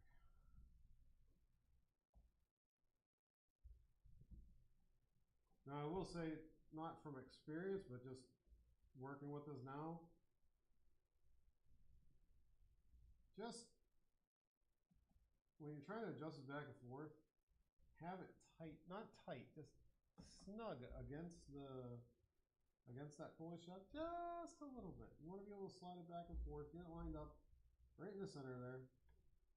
You know, I'm taking a good view back here and trying to get my average of my hole here, because I'm not exactly the same size, but I'm pretty sure I'm on center here. I've got a pretty good Mark 1 eyeball.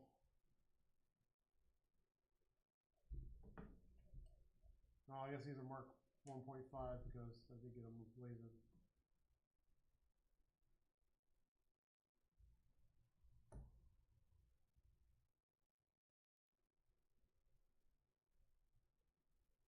And it'd be nice if there were spacers to go in here. And this is all set up from the beginning, but I can see how that would be difficult with 3D printed parts. I find that most 3D printed parts, they're accurate-ish. Plastic just oozing out of places isn't always perfect. SLA gets you a lot closer. Yeah, I've made some very small accurate things before, but with 0.2 nozzles. Man, is it difficult sometimes to get the machine set up to be able to do that. And I wonder in a operating environment, I bet you could SLA print a piece. If this is a crucial thing that would line everything up perfectly, you could tighten it down and then pull it off.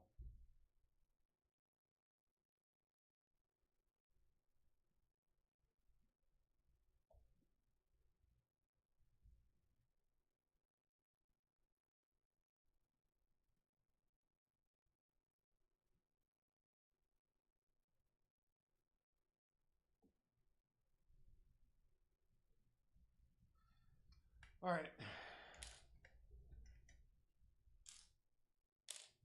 Cool. It even looks nice when they go around all at the same time. Make sure the lock screw is still perpendicular, tighten, check it again, adjust if necessary. Alright, selector you prepared earlier. Long motor, 2 rods.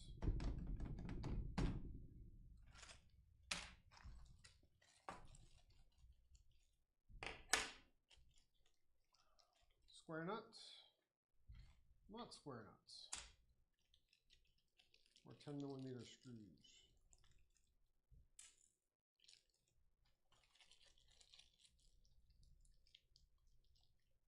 Yeah, more than I need, but getting them out anyways.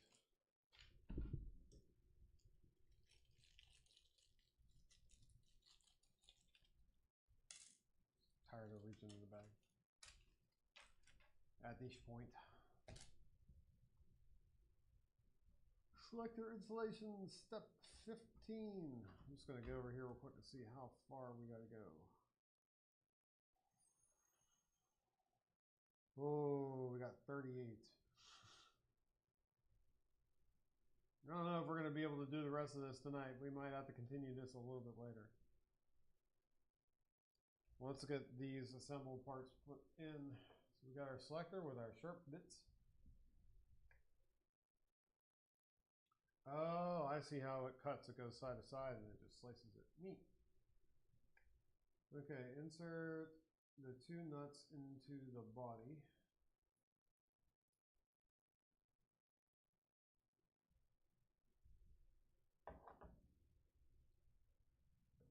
And going up here. Oh, so one goes here.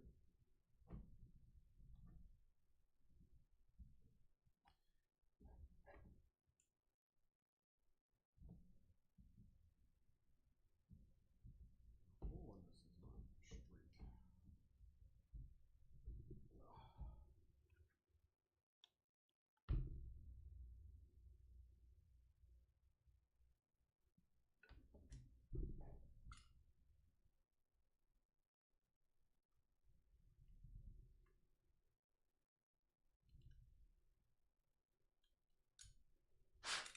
bridge was not as good as previous ones.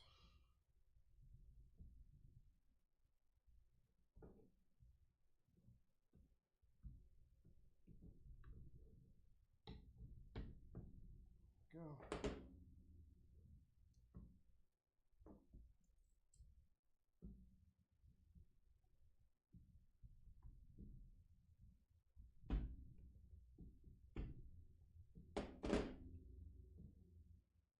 Fishy sick.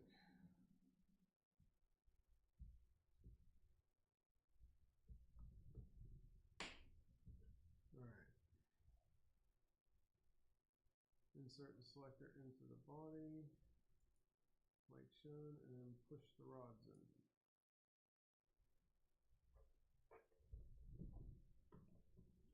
That goes in like yonder.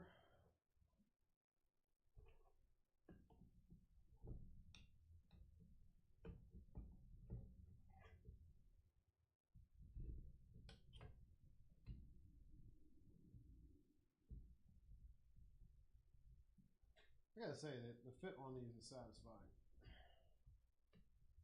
Parts that need to be snug are snug. That's interesting. I guess that's the first layer that had squares in it and just neat. Now they don't have to do that. They can get one of those Ember prototype things and have it that way. Okay, they go slightly below the surface. Check to make sure this moves back and forth.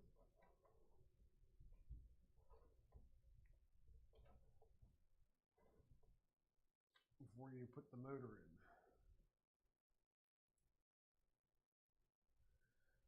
Okay, we'll take this cable up, slide that in there, screw it into there.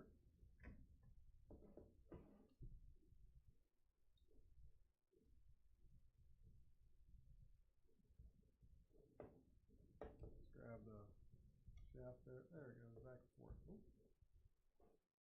Pull it against there, and that's where I guess we do this. Yeah, before I get ahead of myself. Yep, screw it in, continue rotating until it goes all the way through.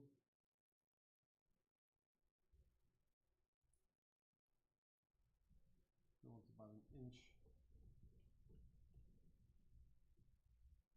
Sounds like it wants to be in between 1 and 2 there.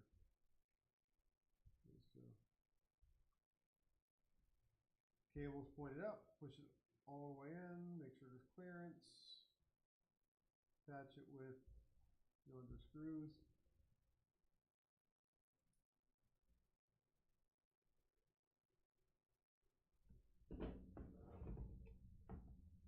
So they tell you to, well, make sure it's up.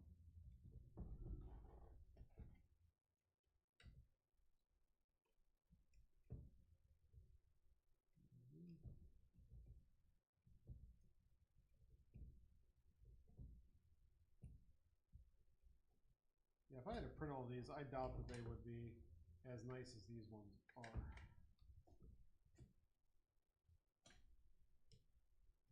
Especially since you want to print these out of like ABS or something, not PLA. So I'm glad that Printed Solid sells these kits with all the parts pre-made. That's freaking awesome.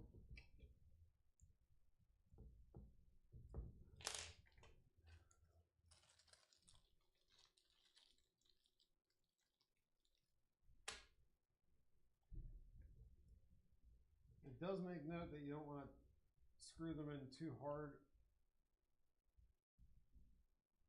in the corner. Don't over tighten the screw in the corner, otherwise you might tilt the selector motor.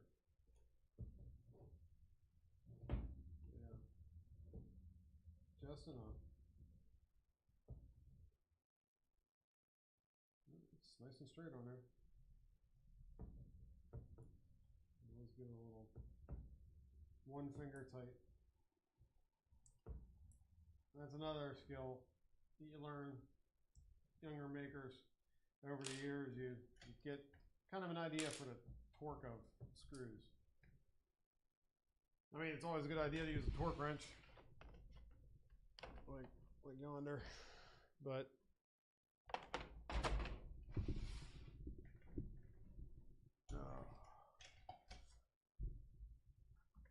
I work on motorcycles and bicycles, enough of them that I got several torque wrenches from the snap-on to that thing. So, okay, trapezoid nut positioning. Using a ball end 2.5 millimeter key, slightly loosen 2 screws holding the trapezoid nut on the selector.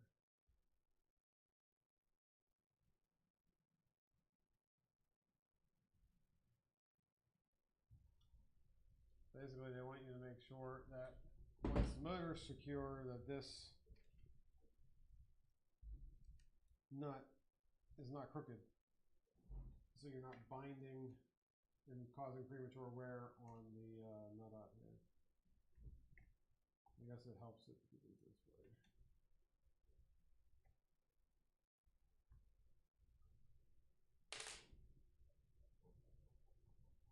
So we'll wiggle it a little bit, just a little bit. I'm going to get them tight till I can feel them snug, and I'm going to go back and forth.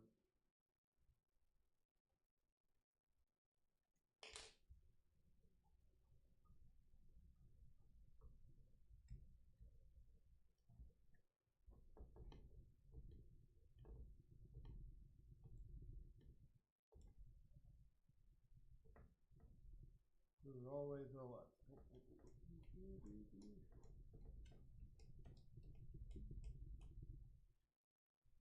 Cool. Finally tighten them. I guess back and forth.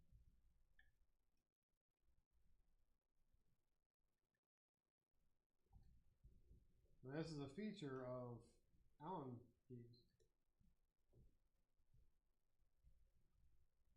I can't get a lot of leverage for this small side, so I'm not going to over torque it. Well, the chances of over torquing it, I mean, don't grab it with a pair of pliers and twist it that way. It's a good way to strip out the head of that, and then you got to take this whole thing apart. And that's no fun.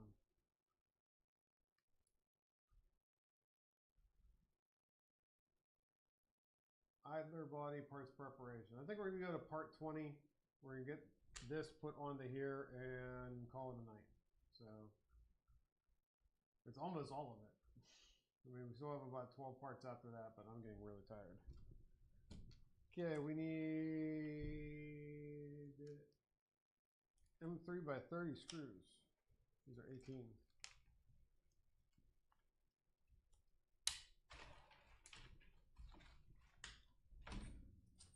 By 30.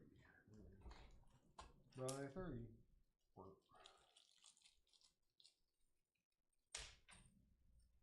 All these references that make me old.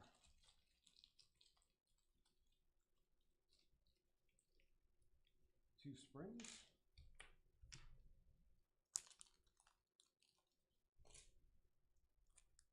There's our spares, so those go over here. One square nut. There's screws up here. Square nut over here.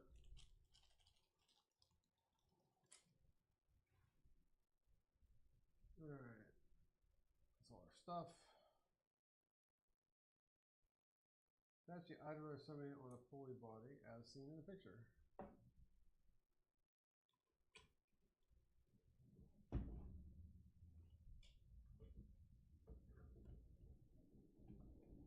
Look at that. Very nice. Now take a look from the opposite side of the unit.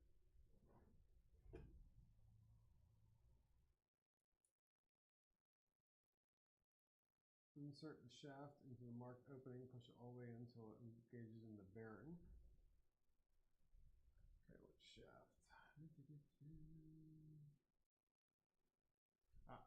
These ones.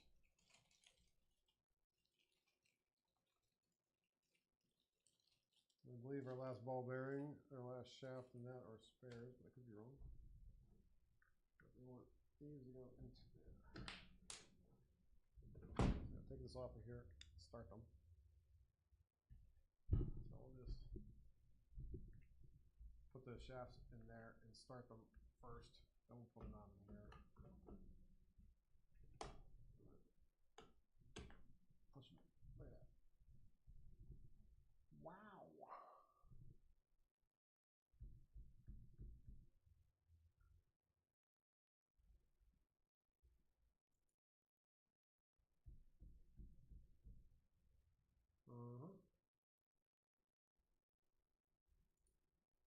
Shafts go in there. Shaft go in there, and then they say push them all the way in.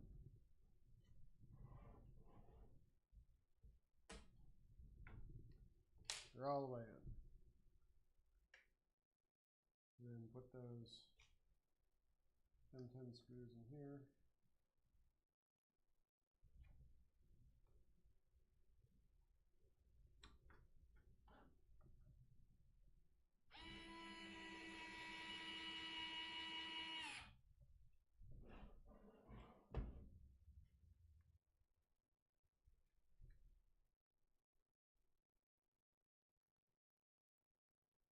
Okay, that fixes the shafts. I guess they can slide back and forth, but they can't come out. Open it up. Fix the shaft in place by putting an insert the M into the notch. That's that way.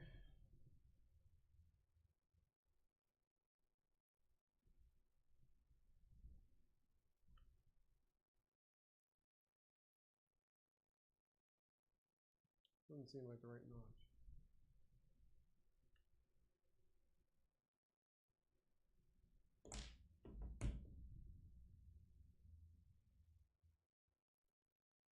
Inside the pulley body. Oh. Oh. Why didn't they tell you to do this before? All right, this would have been better before this thing was in the way. I'm gonna move that out of there. Put that in here.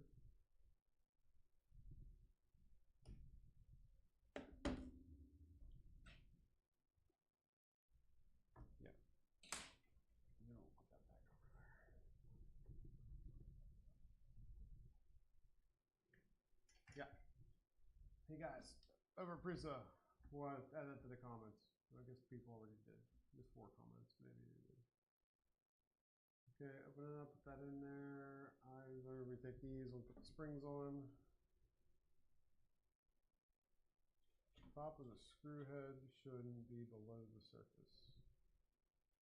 We'll use these to set idler tension. Oh, I really don't like doing tension adjustments without torque values. I hope they have torque values or something of that nature.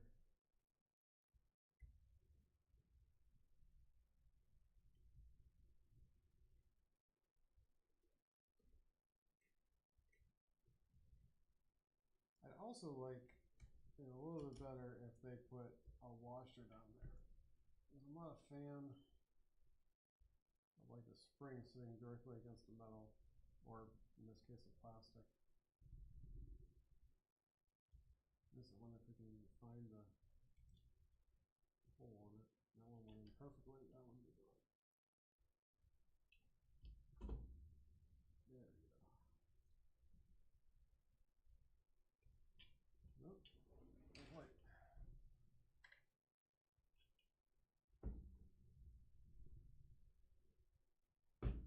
You need to get in there and maybe wiggle that in a little bit straighter. Some of the holes for the nuts don't really function great.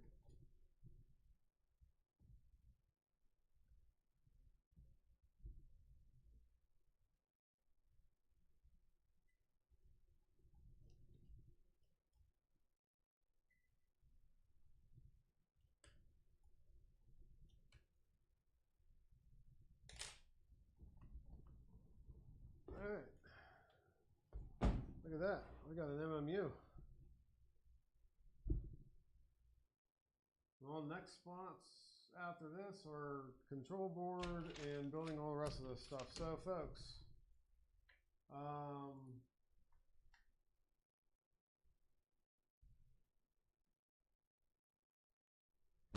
thank you very much for sticking with me. If you have stuck with me, if